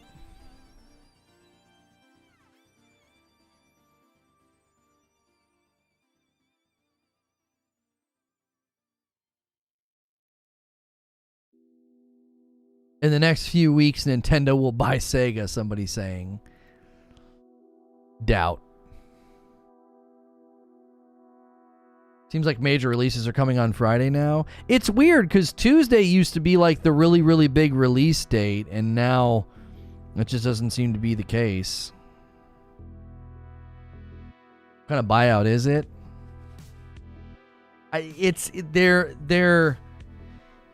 They're still going to operate independent, and they're still going to be multi-platform. It's basically investment. Like, Bungie needs capital. That's why this is happening. They don't need ownership. They need capital.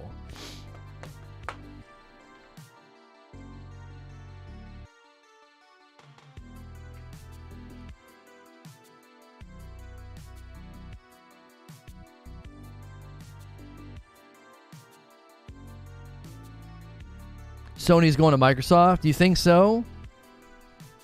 Maybe independent for Destiny, but not for other games. No way to know until it happens. Is Sega still that big? Bless their poor souls.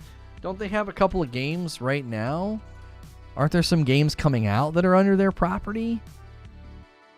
They've got some Sonic stuff, don't they, coming out?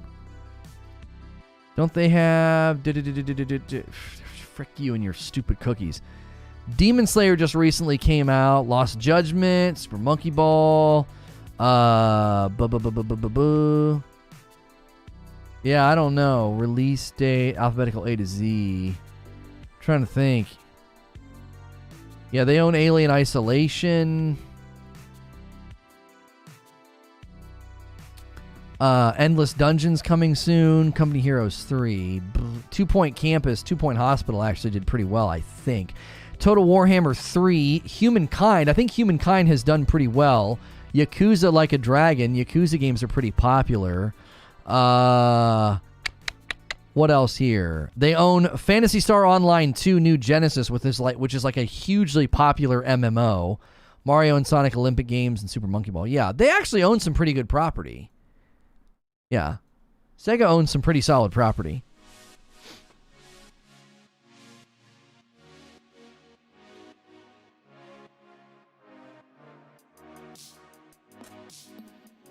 Are they the only one playing Genesis? Phantasy Star Online New Genesis? No, it's a super popular game. It's a super popular game. They probably make a lot of money on that, I would imagine. Free-to-play MMO.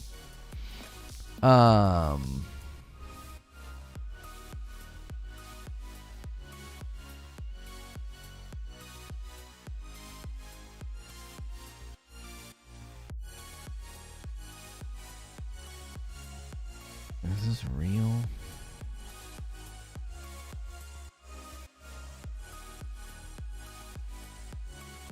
Anyway, okay. I don't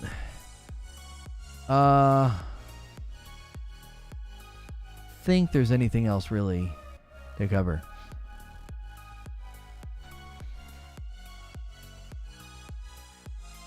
Gonna be hard pressed to see a Japanese company selling to American. Yeah, I tend to agree with that. I tend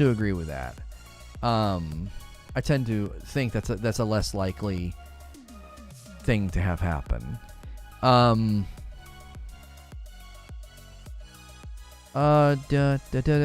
Okay, guys, do me a favor. Did we roll the likes over?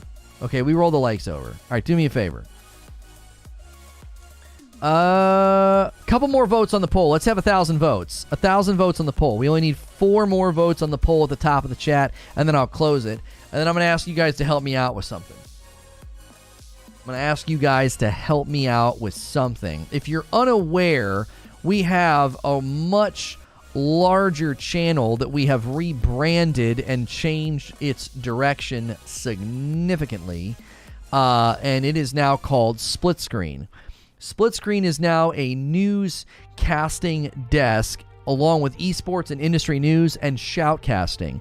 Just last week we featured Drop Die Cast, We featured I Can Cast Anything. I shoutcasted some guy teaching you how to solder wires.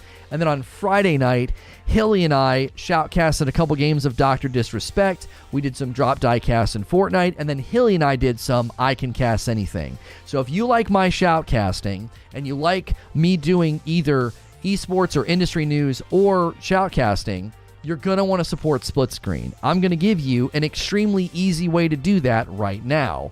I'm going to put a link in chat to a video. It's our morning coffee segment every day. We try to feature a really great industry news topic, and there is a member of parliament that is pushing for Twitch to change their standards because they feel it is set up to encourage extremely long periods of time streaming and how bad that is for mental health. If you've seen my coverage of the Ludwig contract and why Ludwig went with YouTube over Twitch, he actually talked about how they were going to require him to stream a whole lot more hours. Valkyrie just today announcing she's sticking with YouTube. Many people thinking she might go back to Twitch. I said there was no way she was going to do that, given her history with YouTube and how she almost didn't even hit her required streamer hours on YouTube. I didn't see her signing up for more. So today's video is about how streaming on Twitch is bad for your mental health.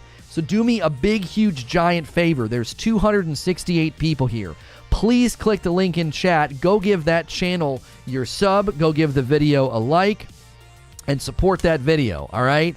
We are really hoping that that channel can turn a great corner with the shoutcasting, with the industry news, with our coverage, and with Friday nights with Hilly. We do a live stream over there on Thursday afternoons and Friday nights. So you get live streams all week here. And then on Thursday afternoons, you can go over there and watch me do Drop Die Cast. I think this week we'll be doing some Call of Duty. And then Friday night, Hilly and I stream over there. We'll pick a big content creator, shoutcast a couple of their good games, and then Hilly and I will get back into the comedy of Drop Die Cast or I Can Cast Anything. If you're a paying member here on this channel or over there, you can submit challenges in the I Can Cast Anything room. If you think I can't cast anything, let's see if you can put me to the test. I recently just clicked and did an I Can Cast Anything challenge for how to solder wires. So click the link in chat and go over there and give that video some love. Smash the like button, leave a comment, watch the video, and make sure you're subbed to that channel as well as here. I'm sure we'll have tons to talk about tomorrow. I can't promise you I'm going to cover the Bungie thing. I'll brief with Creature and see what we can do. All right? I'll see you guys tomorrow.